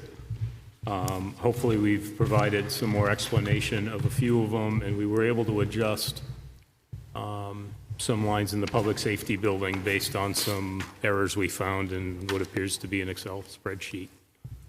Which is what we put in front of you this evening. I have a question on 615 EMS supplies. Is this because we're going to be taking over the ambulance? Does it have anything to do with us changing ambulance service? Because if it does, I'd like to have it out in the Warren article. I can't say it 100% does not. The intent was, number one, to create a line to give that more transparency, rather than continuing to take our consumable EMS supplies out of the line labeled maintenance supplies. So what we did in the course of research for the ambulance project, developed what we felt was a reasonable number to plug in there and took some of it out of the maintenance supply line. What we're trying to do going forward is based on whatever direction we get in terms of the ambulance project. I know Selectman DeShays is looking at interest in fundraising to try to move that along. What we tried to do is provide a line that would give us some flexibility in terms of if we are at the point of ramping up our training during the course of 2024, to take over some or all of that service in 2025. If the project that Selectman DeShays is working on results in us being in a position of taking over part of the service in 2024, we have to have the ability to replace consumable supplies and so forth. So again, we developed that looking at what we felt expenses might be going down that road. So we did remove 2 of the 4,000 from maintenance supplies to try to account for no longer pulling it out of that line. So I can't sit here and tell you 0 of it is. Okay, so you're telling me that last year you had 4,000 in this line that related, or in the supply line that covered your EMS supplies? That this isn't a new $4,000, it was already... 2,000 of it is new, is what we're proposing. Okay, so 2,000. I guess that's what what I am hoping is that we'll have a fire budget and we'll have an ambulance budget. So everything that has to do with the ambulance will be in the ambulance budget and the file. So if this is a supply and we're looking at a warrant article, because we're going to take it over, whether it's in July or in December, that 2,000 should be part of the supplies in that warrant article and not in the operating budget. I would like this operating budget not to have any of that. So I would just say, I pulled up the 2023 proposed budget. The 2023 proposed budget had an EMS supply expenditure of $3,543 with a proposed budget in 2024 of $4,000, which is... So they used it for that's what my question was. If there's stuff in here that relates to the ambulance and what Jim's saying, you used those supplies and had that as just a fire department, and it's not added new because of the ambulance. And we did propose an increase in that as part of a potential warrant article for one of those options that were discussed ambulance-wise previously, if that helps. I mean, there are incidences when we go on calls, right, where we're the first ones there and we're always using the EMS. So that's where the money is. Yeah, that I'm fine with. I just didn't know if there was added money in looking at the next year and possibly doing that. If it's not here, then you've answered my question. That wasn't our intent, I guess. I hesitate to speak in absolutes because if this project develops to the point where January 1 of '25, we will be taking over some or all of it, could we conceivably have to buy some supplies in December? I guess we could, but the intent was we separated out things like that in that option that we put forth under EMS supplies. And that's what I'm asking, that Okay. in this All right. budget, I guess I'm talking around it, apparently. yeah, that you've moved it all out to the other, which will be the two sides. So when I see that, that's a clean number just for the fire department. Thank you.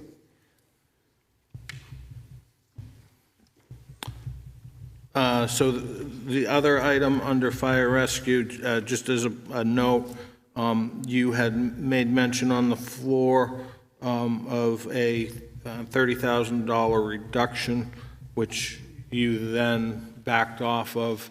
I'm not sure what the board wants to do, but you did have a discussion about a bottom line reduction to the department overall. So I'm just putting that back on you as part of the revisit list. I think I think I was the one who kind of stalled that because I looked at, under file tools and equipment, you took 14,400. There was someplace else you took 2,560. Somewhere else, I think you took 5,000. And when I took a look at it, I felt more you than had that. chopped it. And so I kind of went, oh, I'm not comfortable with then taking out another 30,000. I think that's what happened. Luke, what do you remember? Yeah, I think you made some good points there, and I was looking to spur some more cutting, and that's what we have to do right now because we have a tough year, and we haven't cut that much, so, but If you town want to cut, manager already cut a decent amount, so, I'd expect you to probably get chopped somewhere else, but. yeah. Only step one. Hey, I cut you guys already. Well, we can leave it like that. We're good with it. Okay, so moving along, Public Safety Building, Water and Sewer, page 17. Can I just stop on one of the other bottom line? Motion was made in emergency management to cut $500. The chief decided to take $250 out of general operating supplies and $250 out of machinery and equipment. Now on to public safety. In the memo that we just distributed, we went back and recalculated our 5-year averages and so forth, and I think we found a discrepancy. I'm not sure I can explain it, other than it may have just been a fat-fingered on an Excel spreadsheet. It's much more consistent with the actual 5-year average than what we originally had put forth, both in water and in electricity.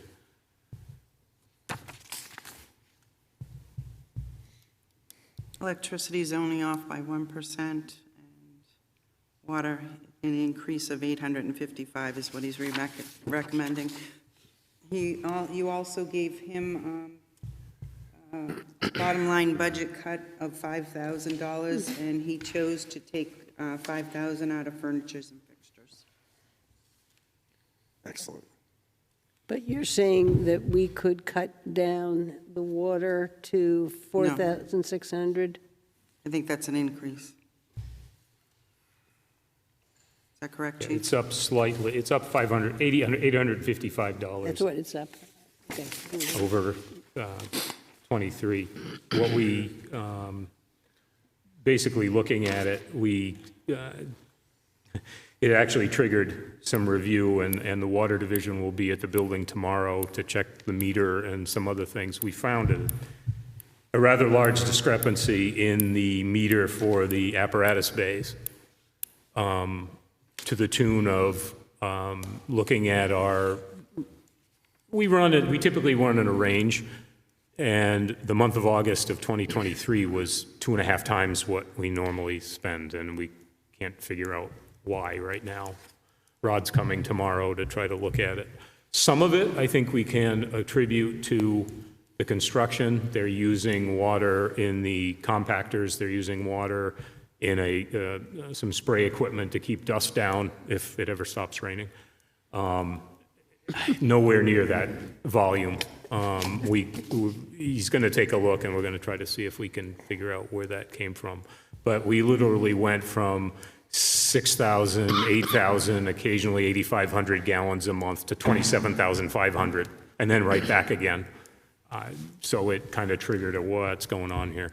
But we don't see it in the billing. For water, you've only billed 1,000. I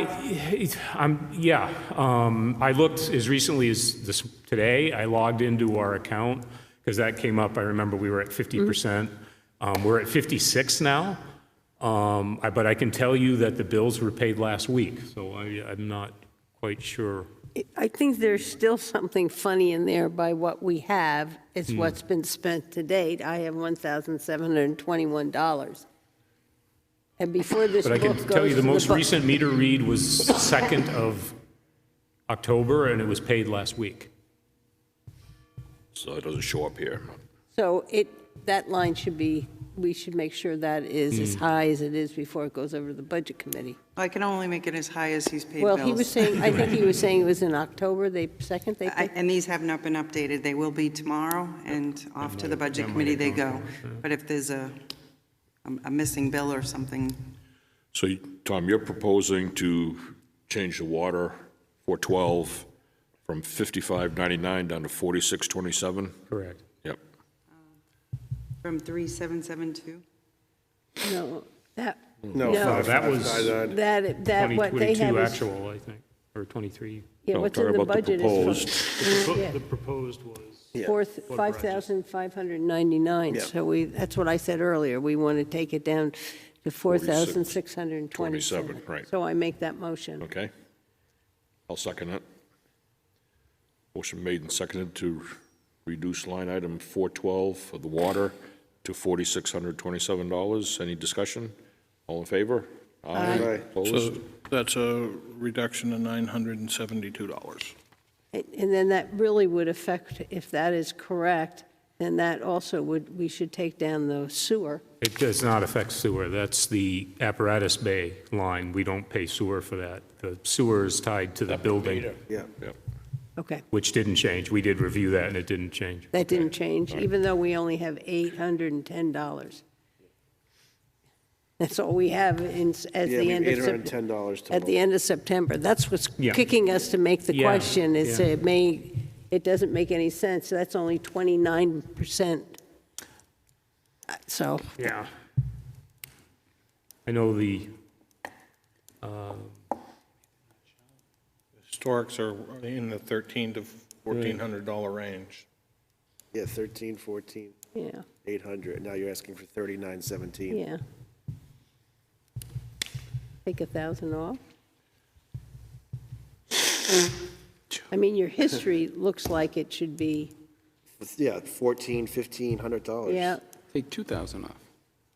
yeah. If we take 2,000 off, I'll leave them with 1,900 and something. 1375, 2021, 1430, 22. Then you asked for 3022 and 23, and you're at 810, which would be, with an October, so then you have still be around $1,300. So I'll make a motion to take 2,000 off line 413. Second. Motion and second to reduce line item 413 by $2,000. Any other discussion? All in favor? Aye. Opposed? Okay. Okay, so I believe that closes out Fire, Public Safety Building, and Emergency Management. So our next item is under Parks and Rec, on page 1, Libby Museum, you wanted to have a discussion about part-time wages. I don't have any updated information. Do you, Casey?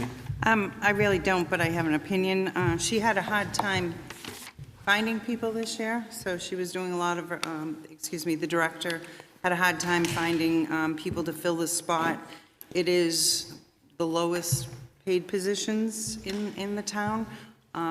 So I would like to recommend that you leave it alone so that she can maybe elevate the hourly rate and get people to fill the hours so she's not doing it herself. All right.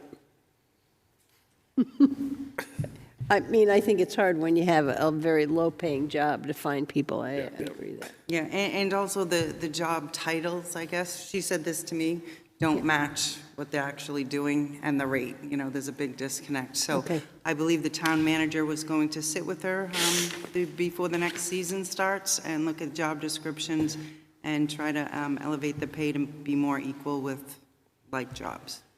Is that correct, town manager? I would say that's correct. Thank you. Okay. And her budget is only up 1.59% Yeah, it's pretty, year to it's pretty year. level. That's pretty reasonable. Yep. Yep. I agree. Okay, so moving along to Parks Maintenance, page 11, line 410, electricity. You had questions, and I think Christine may have some answers for you. We'd love answers. You said to revisit it, but I didn't understand why we were. I went back and I looked at the 5-year average. and it was $2,936, so it was like $134 off. We are adding more lights to the new ramp that was built, and then we're changing out Bridge Falls Path. So I know it has been a rainy summer. I don't know if that affected some of the lights on at Cape Park for bands and stuff, so I don't know if that's why we were looking at it. Are we more energy efficient with the new lights on the Bridge Falls Path? Yeah, well, we haven't gotten the new lights yet. Our lights have been out a lot, so we're fixing them, so maybe that's an issue too. So I don't know if we really want to adjust it. I mean, I'm not sure. Same thing happened my our neighborhood lights. I changed them all to LEDs, and everybody said, "How come we're saving money?" Yeah. I think a lot of places saved money on water, sewer, and electricity because of the rainy season. That's just my gut. Right. Beaches. All right, we'll leave something for the Budget Committee. Okay, thank you. So your next item would be beaches, page 17, part-time wages. I revisited it, and I just showed you, based on the cuts that the town manager made, how I would implement it, and that's opening more in line when school gets out and closing more Labor Day. I think I shortened it a little bit when we typically have people leave the beaches, and that's what I came up with.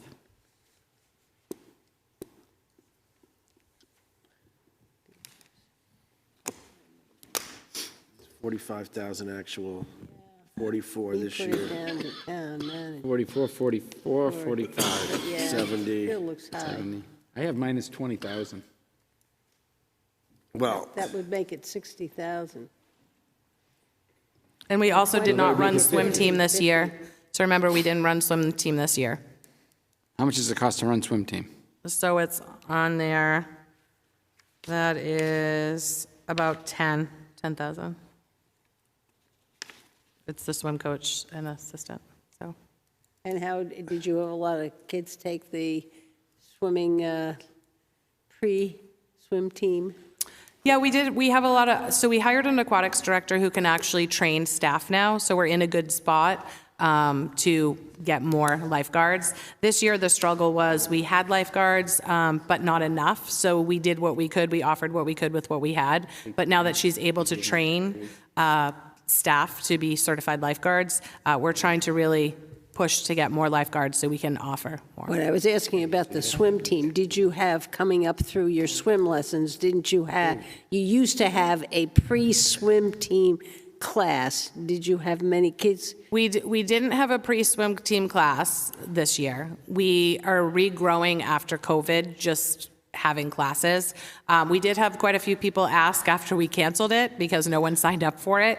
And we didn't hire because we didn't have the numbers for it. I think we had 2 people register for it. So it's something we are looking to bring back next year.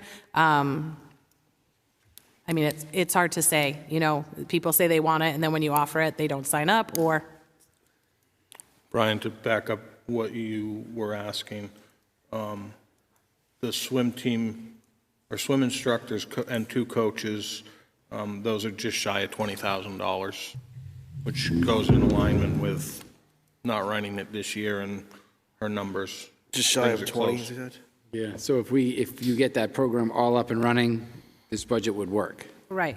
This is to keep it, so we're running all the programs and only opening when school gets out to, it's probably I didn't put it in there. So it's 10 weeks. I think it brings us to after Labor Day? Granite Man Triathlon, like kind of in there. And then if there's a couple rain days, we can extend it or if people are available. But typically after Granite Man, we lose a lot of our college staff. So it's trying to see if there's anybody available to work it. So we will bring people in for that weekend for Labor Day. But usually after that, it's hard to maintain. So, beach maintenance, that's where we are right now, right? Beach maintenance here? Beach's budget, yeah. Yeah, beach budget. We were part-time, we were talking about the part-time wages, and so we're comfortable leaving them? I guess. 44 and 20,000 is 64. Well, I would like to, my thing is, would you rather, I like to cut some of your money out of there and then give you a tractor, but I mean, that would be my thing. I'd like to bargain, but I don't know if I could bargain $5,000 off and then get you a lease of a tractor. I mean, I don't know what's more important. Yeah. I think the people contact. Okay. Personally, But that's what we're here to Yeah. service. Yeah. We're here to service the But public. if we only and took 5 and you could still do this, Yeah. I'm asking. I'm not gonna, we told you to come and tell us what you need in the past. Yep. So this is based on if I could hire all positions and everybody's Okay, working then and we'll we're leave filling it. the thing, then yes. But, I mean, this is true to form, but I'm not accounting for what if there's a couple rain days and then we don't call people in, so you have a little extra money. So if you wanted to cut it down $5,000, we could possibly do that. But Trade it off for a I mean, tractor. Come on. No, What we're kind gonna of have a tractor? really It's like sunny Green Acres? year That's next the kind of year. tractor you're going to get? No cancellations. No rain next year. Who's going to give her a Green Acres tractor? I'm gonna give her a lease tractor. We're gonna get there, but So what do you want to do with this one? Leave it alone. we'll leave it alone. Okay. Okay, so the next item is page 17, line 412, water. Stop using water at the Yeah, I beach. think I kind of question these as to being seasonal, if we needed to have the formulas for a 12-month charge there and stuff on them, if yeah, that was. so, I'm sorry. So I did rework it. Sewer, I guess, it happens 12 months even if you have seasonal water, just because they said anything can go down the drain versus coming out of the water. That's the explanation I got. This actually runs for an 8-month period, so I did recalculate it, and those are none of the numbers I came up with, 670 and 695, which I don't know if that was a little higher, or was it? I don't know. Okay. Sorry. Then the actuals, is that what you're saying? Yeah, then I had in there to begin Your with. actuals right now, we're at 1,500, budget for water is 1,500 and sewer is 618. And that's a reduction from last year of almost $1,000. So I did look at my gallons and kind of reworked it with the price per gallon. The 1,500 looks like a good budget based on 21, 22, 23, knowing we had a wet season and knowing that the rates have been adjusted and probably will be adjusted again. Yeah.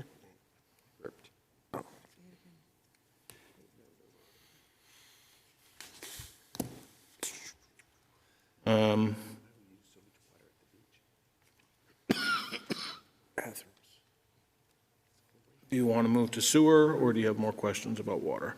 No, she gets it on both. Okay, so you're good with both of them? Yep. Yeah. Yep. Okay, so the next one is page 23, programs.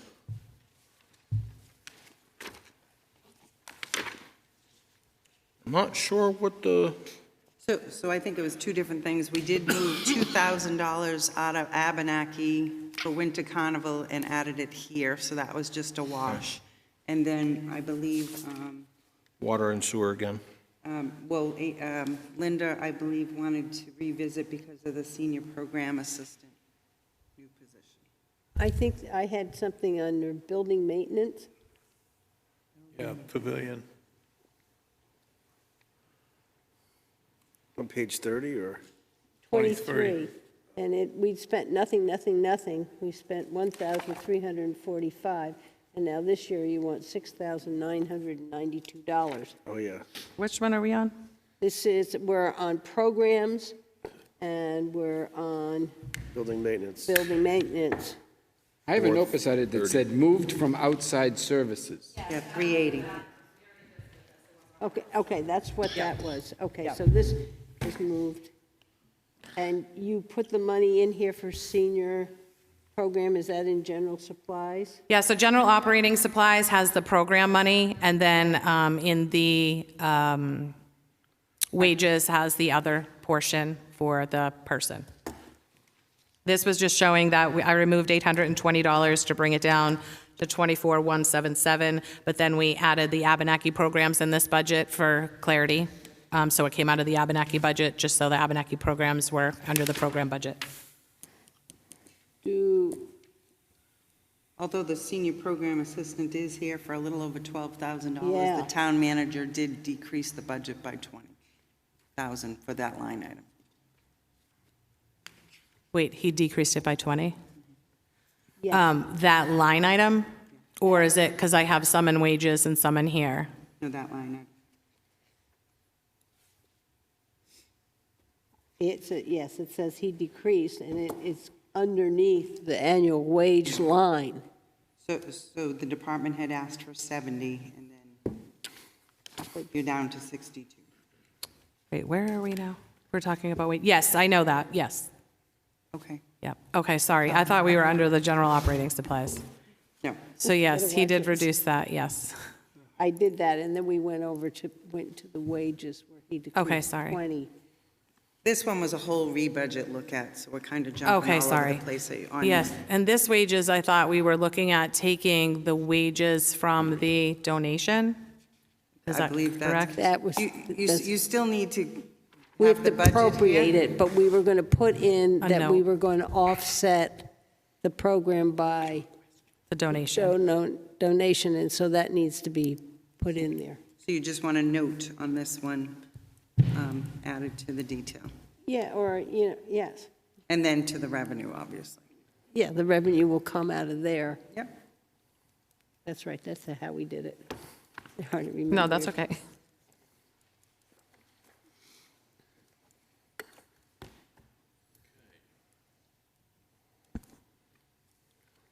So good on those.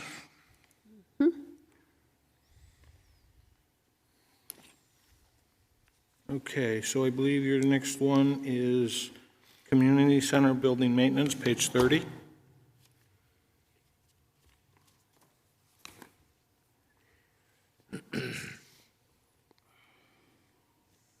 I think the question was, what are we doing for extra maintenance with the building this year? That's exactly it. So I have it written down. Yeah, I know, that's what I, So, I mean, at this point, we've got the tie and bond report back. In order to paint the building, we're going to have some investment made. There is a lot of lead paint there, and I think it's a policy decision that the board's going to have to ask. Do you guys want to paint this building and add some money to it? Or do you want to go another direction with it?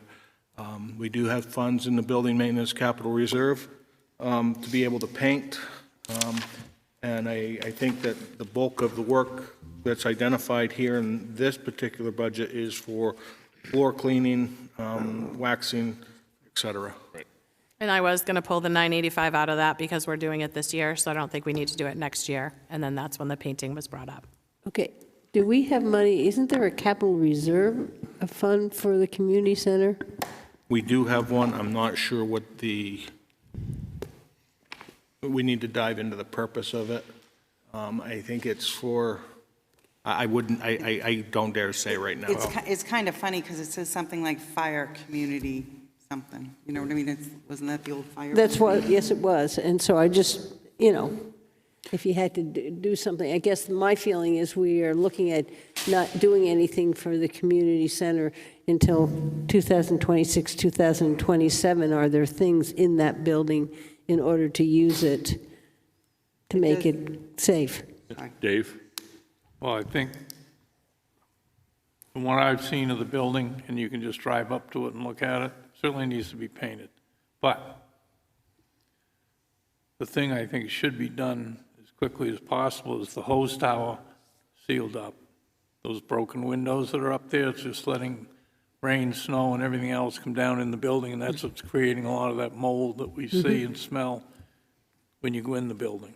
Just going to the basement, if you are in the building, you look in that little hole where the chimney or where the hose tower is, you'll see all that insulation is soaking wet, and it's full of mold.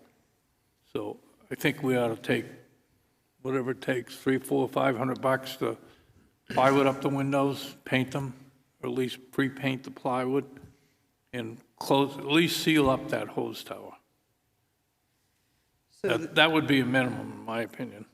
And then My feeling is, of course, when we get to the MED building and stuff, that building will probably be taken down, the community center, Yeah, at that time, but that's a few years away. that's what concerns me. But I think in the years meantime, we away. ought to spend $500 or whatever it is to close up that hose tower so it's not leaking water like it is. And I'll guarantee you, when it's snowing or raining, the water's coming right down that inside of that hose tower and going right So to you the mean close it basement. up from the top, right? Yeah, at the Okay, top. okay.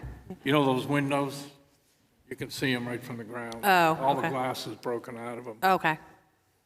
Now, I Those don't, should just be plywooded up. There's 4 of them, I think. Okay. now, I don't know what it would cost to paint yet, because we just got an estimate to paint just the trim on the outside of this building, and it was $10,000. I would wonder what it would cost to just vinyl side the front of the building. It's a real small building. And if you just put a front side covered with vinyl, it would last 5 years, 6 years, whatever we need for time in order till we rebuild it, and we wouldn't have to worry about it. Because you put paint on that, it's going to fall off in 6 Yeah, months. I agree. It's you not know, going to stay. An old house, an old paint, it's like, but if you put siding on, that would encapsulate the lead paint, right? Should. Which is fine, which is Yeah, that's protects what it. that's where I'm going But I don't with know it. what it's going to, I mean, sometimes, depending on the condition of the wood and what kind of remediation you have to do for lead or asbestos or other things, sometimes just putting vinyl siding just on the front to make it prettied up, if it's, within the same dollar amount, I don't want to spend double, but. The comments that I get about I've gotten comments, I don't get comments all the time like Brian, but I have gotten comments about that building, and people say the same thing, oh, you guys aren't taking care of that because you want to get a new community center. And that's not the image that I feel, that we portray at all. And there's issues with the building. But maybe we should get a price on getting some vinyl on the front of the building, if that's the next, potentially, just at least look at it, because I don't want people to be thinking that we don't take care of the building because we're looking at doing something else down the road. And I agree about that putting vinyl on the front to look at, but I also am with Dave that I think we need to do whatever we need to keep the inside, and mold from that is a perfect example of what I was talking about, The vinyl. We're going to still use it, we need to make it so it's healthy enough to use. The guys that do the vinyl, Dave, they could take a thin piece of plywood and wrap it in metal, because they use the metal for the trim, and then nail it right up. That would be as cheap as painting plywood, and it would last for 5 years without having to go up and fix it again. We need to protect the inside of the building, and the water's getting into it. So That's where it's coming in. We do have about 50,000 in the Building Maintenance Capital Reserve Fund, unless somebody has recently committed more. And there's also 90,000 in the Firehouse Community Center, but as the town manager, I guess we'd have to go back and figure out what the real purpose was in 2001. It might not fit the purpose. So the direction is for So what if we? Christine to come back with a plan? Yeah, what if we cut $5,000 from that building maintenance fund and leave a little bit in it, and then use that to take and do the repairs, like Dave said, with the, keep the water out, and with either vinyl siding or. Because you have to appropriate the thing in order to spend it, so we would leave it in and appropriate it in order to do some of the things we're talking about, and instead of cutting it, I'd leave it alone, and I think we're giving her some kind of direction of that vinyl siding, and whether we could do it in I that. think we've given direction enough to figure it out. I just want to help because it's not in front of Christine right now, I but the have it. reason the budget has gone up is because last year she did $65 for 32 weeks. Now you're using it 52 weeks at $80. It's gone from 2,000 to 4,000, so that's the big increase. Yeah. And then she also mentioned she threw in the strip wax floors. So she is trying to maintain the interior. I think she comes back to you with a plan for the exterior. Correct. Casey, what was that second fund you mentioned, the firehouse? The name of it was established in 2001, Firehouse Community Center Capital Reserve Fund. And how much, when was the last time that was used? I can't tell, it hasn't been used this year, that's all. So, yes, it has been, you authorized 32,000? Up to 15,000, I believe, 16,000 to be used for the tie-in bond study. Half of that was coming out of MED's budget, half of it was coming out of this account. Okay, so that does, we've used it, we must have looked at it, we could use it for something. We should relook at it. Yes, we I'm need fine. to see. How much is it again? 90,000 minus half of 15. Okay. And that's an estimate. But what we'll do is we'll just go back and look and see what it was established Mm-hmm. for. We got to make sure painting or siding is part of the purpose that it was established for. I'm kind of getting a consensus here, we should probably leave this line item 435 alone for now. Yes. So correct. That's kind of what I'm thinking too. I'm good with that. Okay, so your next budget item is patriotic purposes, page 35. American Legion, I reached out to them. They had used some of their money, but not all of it, so I had a conversation with them. They just gave me some more stuff to purchase, flags that they need, and they have Veterans Day coming up. I told them to look at what they had for the rest of the year, and if they're not going to spend it all, then perhaps could we purchase some of the items for the money they're asking for next year, and then we can reduce that amount. So I don't have a final thing. We're purchasing the flags that they needed to get for the Pop Whale and Ice Arena, and then after that, I will have clarity if they need more for Veterans Day or whatnot, and then we're just going to purchase ahead of time things that they were planning on for next year. I had, as of September, that they had spent the full amount. I think we did a PO for it, but I don't think it was necessarily, I wrote a PO for it, they submitted a bill for some of it, and then there's still some left on that PO. I want to say they've only spent 6 or 7. Yep, and I think we just purchased some more stuff for them, but I don't think it's all the way. But they do understand that if they don't spend it all, then we need to figure out a plan, because we're not going to get more money next year, so. Yeah. Okay. Oh, sorry. I'm not leading this meeting. So your next item is 37, fireworks. I think that one Linda just wanted a note, yeah. Linda just wanted a note to say that we had a contract, and that's why it was increasing Yes, every year. Yep. No, And- I think that I wanted it to say, or Brian wanted it to say that Oh. 10,000 of it was for The light show. Winnipesaukee Day, and it had a donation offset. Right, I wrote BOS cut by $10,000 for the American Laser Show or something. I didn't pull it up, but I did put a note in there already. Thank you. You're welcome. Okay, and then cemeteries, water, you had as a revisit. Page 41. I think that actually went up a little bit because I looked at it again. It's a seasonal system, and I have 3 in there, so it actually ends up being 214 times 3 at South Wolfeboro, Pine Hill, and Middleton Road Cemetery. And then I think we might have skipped that one, but Clark House, I reworked the water and sewer for those as well. And they are going up or down, or? I think they probably went down.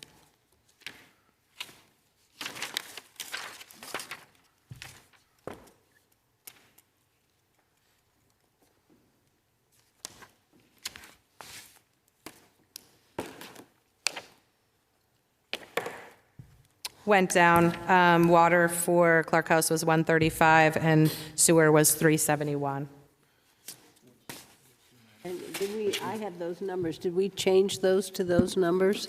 You had those numbers? Oh, yeah. maybe I had we- written them You on guys, the- we changed those because Okay. I realized I didn't need that $500 in there. Okay, Yeah. okay. So we already changed that, sorry. Yeah, that's okay. Okay. Seems like a long time ago. We talked about It was. You know, different numbers are starting to go. All right.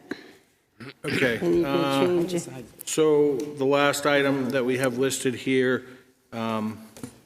before we get into the capital outlays, is gasoline. We haven't closed out the book for October, so we have no adjustment to make for gasoline at this point. And then you should have received some documents from me, which I received from Christine regarding options for a tractor to be able to lease going forward and what that may look like. She'll be able to speak on its behalf. Okay. So We do need to come up with a plan. I know a tractor seems a little aggressive, and we want to try to save money. Our concern is that if we don't purchase one, it seems like we're going to have to rent one for the season. And I don't know if it's going to be cheaper to rent one and just give it back and not have anything for it versus trying to do a leasing option and put our money towards something. Highway has been gracious to help us in the past. It seems like they are buckling down with the machines they have and utilize them to full capacity, which I understand. So it seems for us to do our job and be able to go to the beach and move some chips or go down to Cape Park and do some, not Cape Park, Bridge Falls Path and do some work, we need a piece of equipment. Most recently, the Pop Whalen Ice and Art Center, just the snowfall coming off of that roof has been proven to be pretty extreme, and we have to move it out of the parking lot in a timely fashion. We can't always wait to have a piece of equipment available. If it was just planning for a job, like to do a job, then we could probably just rent one, but unpredicted snowstorms really put us at Mother Nature's mercy if we can do it or not. They need a tractor. You know, my feeling, we'll put it in, but I don't have much hope it'll stay in. I'm sorry? I said, if we put it in, I'm not thinking it's going to stay in. Right. I mean, I just... yeah. So then we just have to figure out what the game plan is when we have that snowfall and it's in the middle of Pop Whalen parking lot and we can't move it. Do we shut down the facility, or how do we manage that? I don't think you're going to shut down the facility. We, as a town, will have to get another piece of equipment in there. Okay. That's going to happen. Okay. I mean, I don't have any problem putting it in. Yeah. I just don't think it's going to stay in. I think that's the way you got to talk about it, too. And you got, what Jim Honest talked to me about was like when everything was going on with the roads this summer, we had all the washout. Yeah. You guys still had the need to not only take care of the beaches, but Right. they were doing mulching and stuff like that.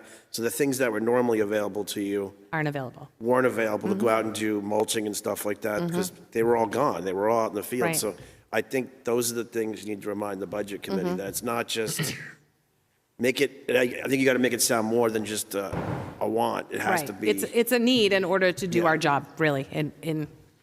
I mean, I think having a new foreman, he's really seen a lot of need because he came from highway, having many machines at his disposal, and now it's like, oh, I want to do this, but I can't do it unless we have this piece of equipment. Let me ask highway, but they have their own jobs to do, so it's hard to just take from them.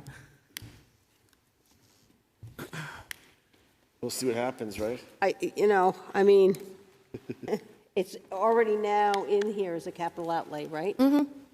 So all she did, we haven't cut it. We just looked at a But it's in leasing there option. at capital outlay as a purchase, right? Yep, And so, then, so we should have. so I added should in update a sheet to make it a lease. I Second option. I believe You did that. that you removed it, right? I had originally removed it, they had brought it back in. Right, and we so it's have on the this now. revisit list, so it is not part of the budget right now. You did bring it back as a revisit. I have that the town manager took it out in the amount of $96,596. However, her options, you asked her to go look at leasing. Leasing, she gave 3 options, 5 years. Are we listening? I am. Thank you. I'm listening to you. I'm absolutely listening to you. All your wisdom. I'm here looking at my piece of paper that you're talking about. I knew you would, but $18,322 for 5 years. If you did a 6-year, it would be $15,688. Or if you did a 5-year plus a balloon, $14,231 and $25,000 at year 3, the total cost would be $91,000, $94,000, or $96,000. 93. I guess the question I got too is, I don't know if you've talked with Steve about it too or not, we're getting tractors that are universal. In other words, the attachments could be, shared, not necessarily the tractor so much, but the attachments, so that if the departments needed to, borrow the mower or the bucket or whatever attachment be on it, would fit on the one for public works or the water treatment plant or for your facility there and stuff. So I don't know, have you had that conversation with? We did have a meeting, and I think my foreman did chat with him. Yes. Yep, so. So that is our intent when we get the piece of machinery, to make sure we have attachments that we can share. Okay. Okay, I've got a question for Jim. You removed it.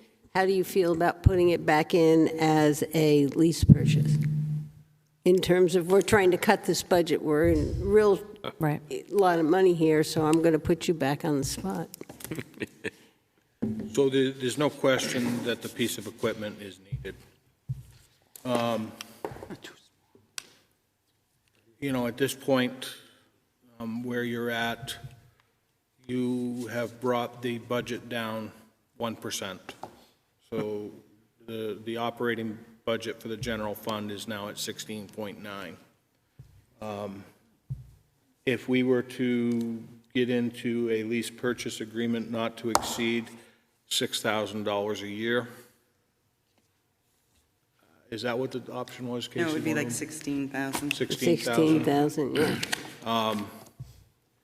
So, you know, we're looking at a $20,000 a year payment. Or we could go another route if the board so desired and broke it out completely as a standalone warrant article. Can we buy a used one? You can buy anything you want, but you're also buying somebody else's issues at times. Right. Yeah. Especially on some No, we equipment. can't. Is there a tractor at the dump? So the Oh, I was like, what? Well, I'm I trying thought to you look meant, at. like, you meant the dump itself, not like at the dump. I should say, in the dumpster. I should say the swap shop. transfer Okay. station. It's still a dump for me. I didn't know whether there's another tractor that we have that may not be used daily that could be, do they have a tractor? No. No. What happened to the New Holland? It's, Should say the transfer station. So currently, we still have the New Holland, that's what they'll have for this winter. That's looking to go away in the spring, because it's chicken wire and duct tape at the moment, if it makes it to winter. So as far as the transfer station goes, we have the old water department backhoe up there, and we have 2 skid steers outfitted for the transfer station. So those are solid tires. They're not really, we could buy other tires to utilize it outside, but they're used daily at the transfer station. How about the backhoe? How often? The one at the transfer station is pushing 25 years, I think. at this But point. is it you, I'm just looking, Yes, they do. if we don't do this, is it something that could go down? Again, they utilize that every day too. That's what they use to move the dumpsters with and to move the glass and stuff with on the outside of the building. And I'd be leery of a machine that old of running it back and forth on the Across the road road. between the 2 facilities too. Yep. I'd be, You know, the New Holland, because when I talked to Jimmy Aponis the other day, you know, we looked at, what I told him was, in the spring, assuming everything passes on our end, with say like the skid steer, that skid steer is to replace the New Holland. If that doesn't go through, or if that gets cut, we will have to try to continue to use the said New Holland. The other option is we could use it for a trade-in, and if the number comes back at peanuts, I mean, they can still take it, but I would not put it on a frontline machine at this point. Ben just put $3,000 into it to get it out of the garage. So it's a money pit. It's 22 years old.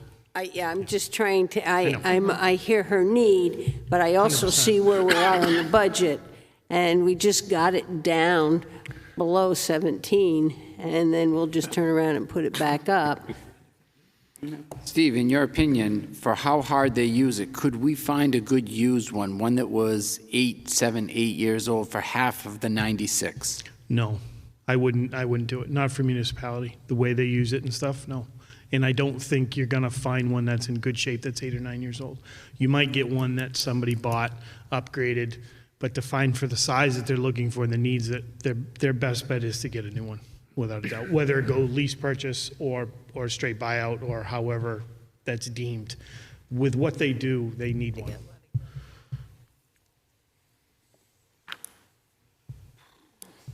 You know, I guess I hate to do it. I think we need to leave it out. I mean, we've really done a lot of cutting, and I hate to do it.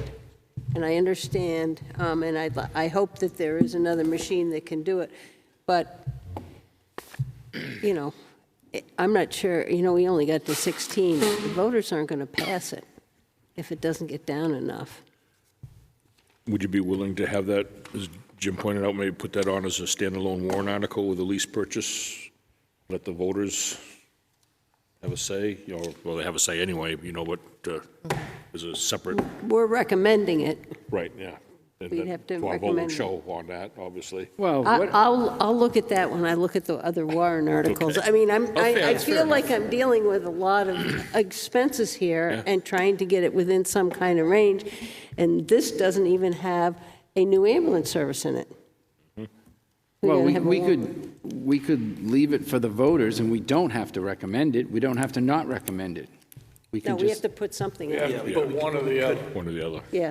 It has to be recommended in the warrant article. we could leave it to the warrant article. We could just abstain. Whoever, no, I mean, if someone wants to vote yes, someone wants to vote no, I mean, it is what it is. Yeah. Get rid of the warrant. I would more than willing to look at it as we look at all the other warrant articles, but we're going to be back to the same, how much are we asking for?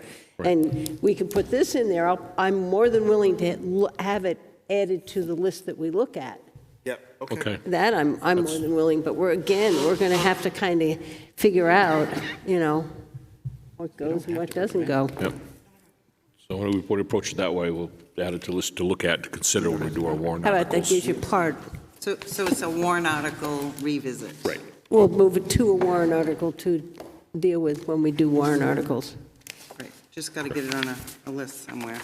Yes, it does. For a first visit. Somewhere's whatever that list is when you're We done. just got through this list. Yeah, that's Just got a new one.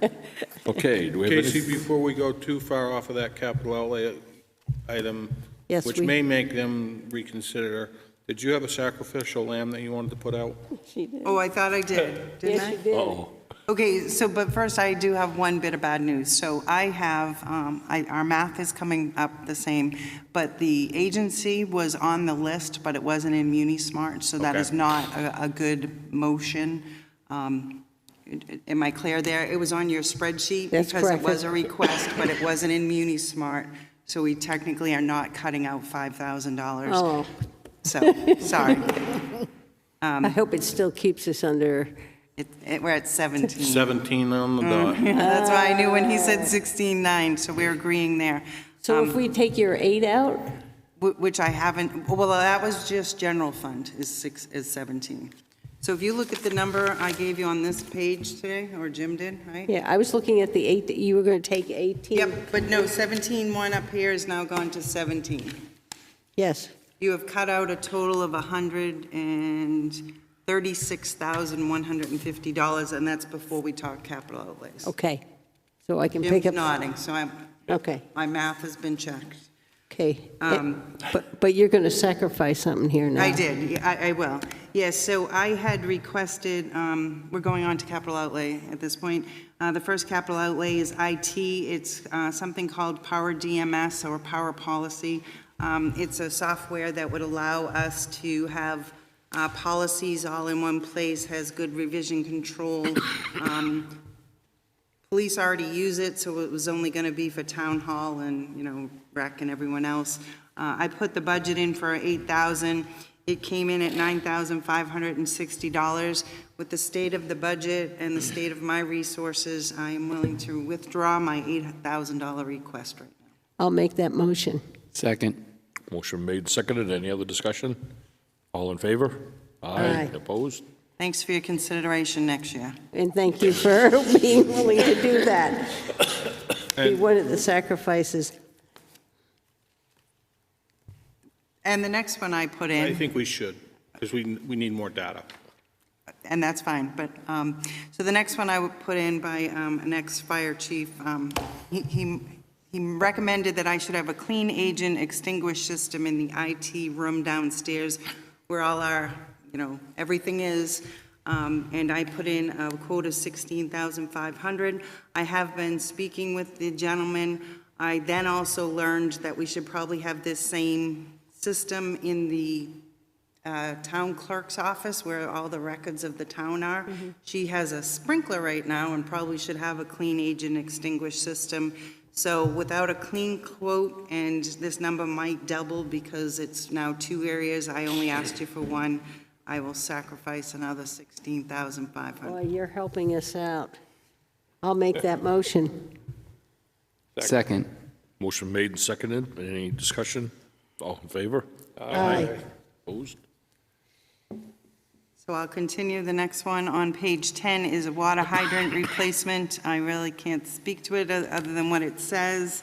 It is for $50,000. Well, I guess I can. Replacement plan for the lead jointed hydrants in town. We have approximately 20 in town that need to be changed by DES mandate. This is the first of a 4-year plan to replace them.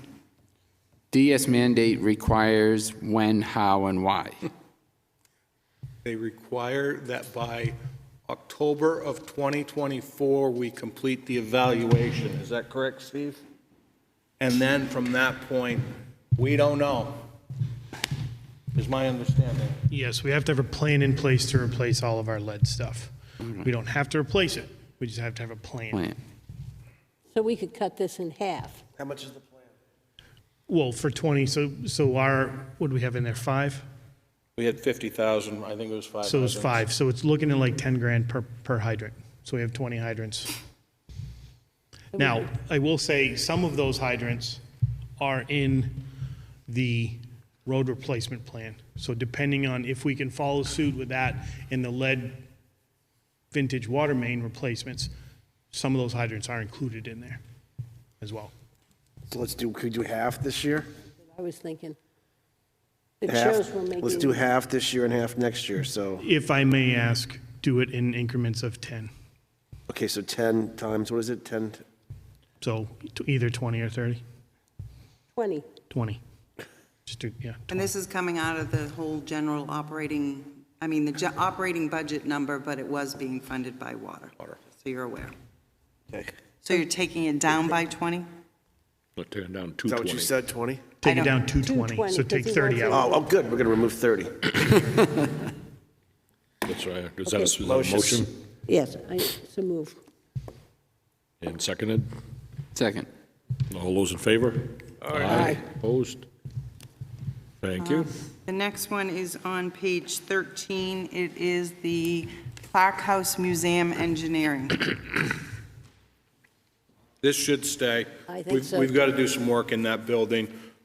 We've got a renewal lease coming up for the Historical Society. Christine has updated this quote. It's a good quote, so this really needs to stay.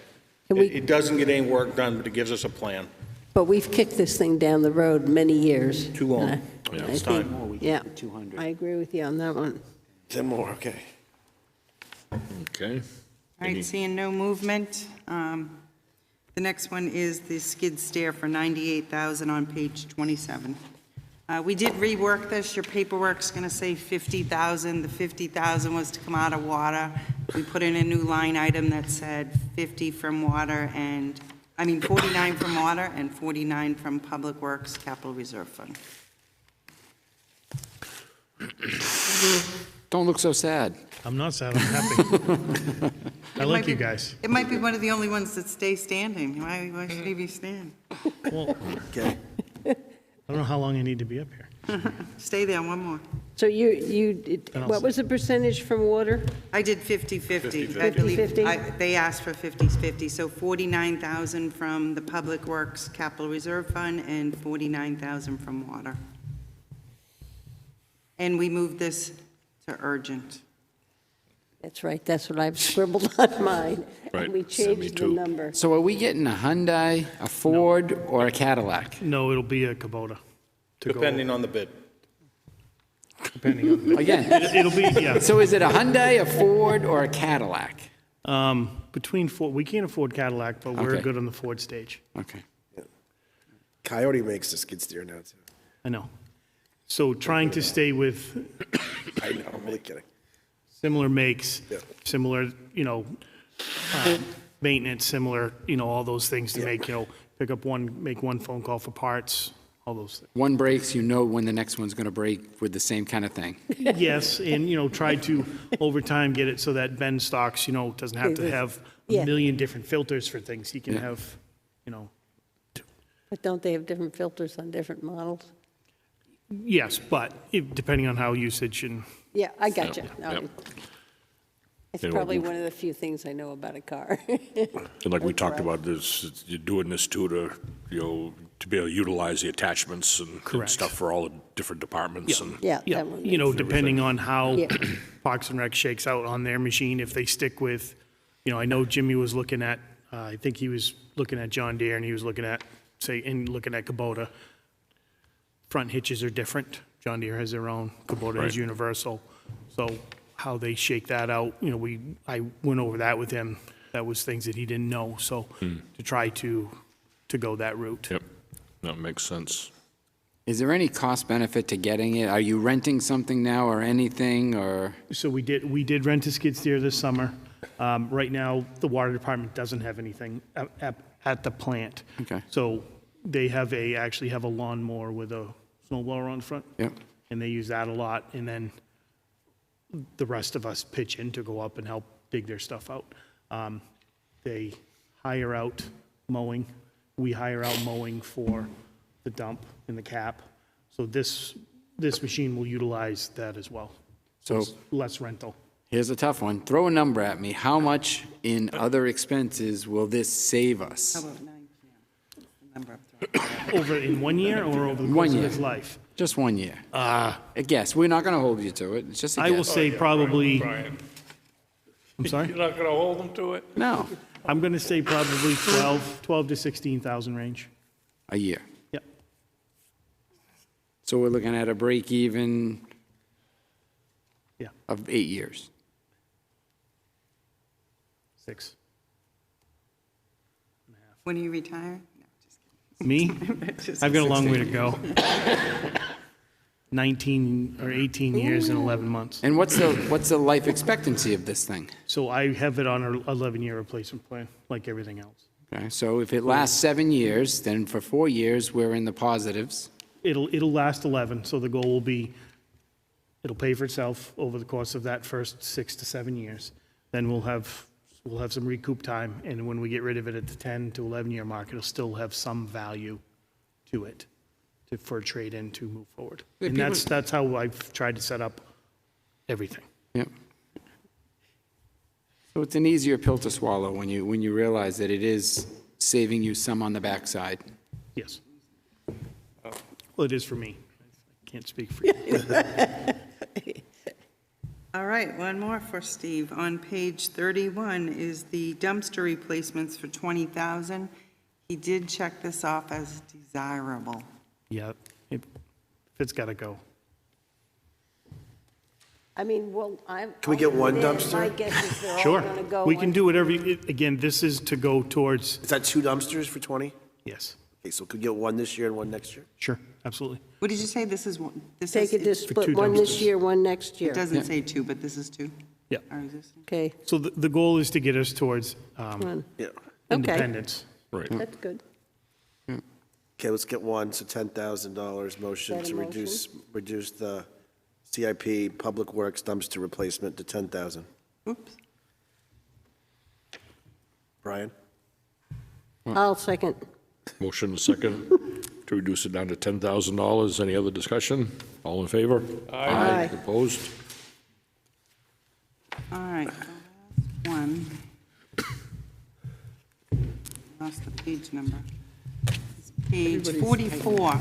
It does not have an amount on it. I believe the electric director, it's to replace garage shop interior ceiling, threw out a number because he hasn't got a quote of $100,000.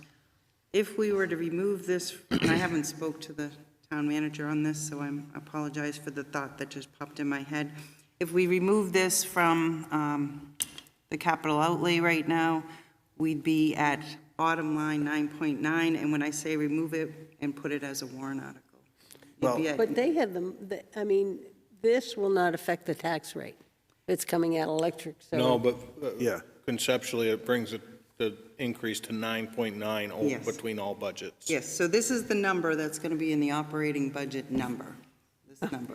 We're playing numbers. Yep. This is the We're number that just they playing say. numbers, not where we have No, money no, for. but the Okay. number of 17% was just general fund operating, didn't have general fund capital in it, didn't have all the other funds. This is the number that will actually be on the ballot. And if you want to say that this number is under 10%, or you're delivering it to the Budget Committee under, you remove it and you do it a warrant article. It's also at the threshold of a CIP, which it wasn't. So you can leave it there. I'll go along. It's just a numbers game. Right. That's all it is. If it sells something, it has no real Brad, impact. didn't we, this is the meeting we had about the Libby, and Bergeron came in, they also, Right. he wanted them to go over there, look at so there was some look at stuff it. falling out of the ceiling. Yeah. And potentially in the near future, having that fixed. Yep. So that Bergeron's just working on a study of it now. That's right. So that number probably won't even come to the spring. Yeah, because he wasn't even going to start working on these till about now, I November. believe, yeah. There was nothing leaking, it was just insulation type, as I can recall in the Yeah, meeting. he was worried about the fire code and stuff there with it.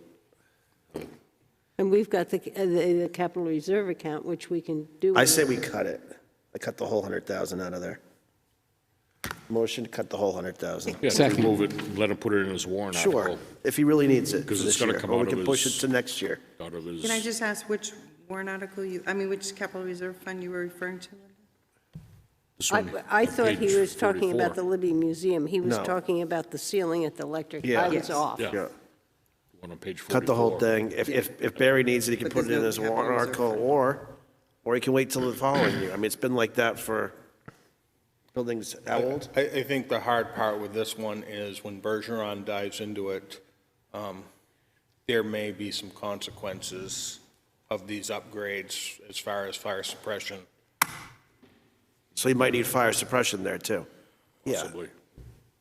So we removed it, took care of it. And that brings us down to the 9.9, right?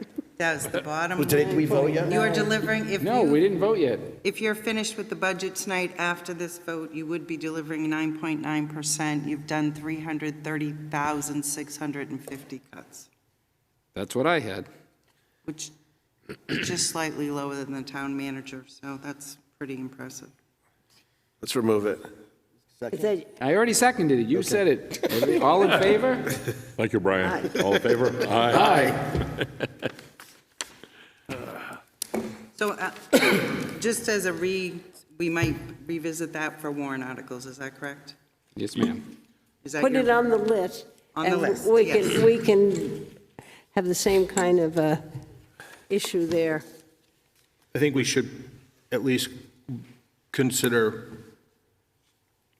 some funds for that building, whether it's a capital reserve fund, expendable trust, something, because, I mean, that is a piece of critical infrastructure, and if we lose that facility, we're in a lot of trouble as far as electricity service to our town. So due diligence on Barry for bringing this forward. It's just the timing isn't in alignment with where we're at. Can I And he ask- needs to set that in when they set their rates, because he does a pretty good job of having his rates cover his capital projects, so that's where that I'm gonna needs to ask. go. I don't care if could I just ask one question? Who owns the actual building? Is it the town? Down to Wolfeboro. Yeah. So it's not electric? It No. is one of our buildings. So we have to that pay came for it? We get, I don't know that answer. I think Barry was willing to move forward with it. I think we've just got some logistical items that we may have to figure out. okay, we'll let you figure it out. Okay, so I guess one more motion, right? Is the Board of Selectmen willing to forward, I don't have this in writing, the amount of $34,439,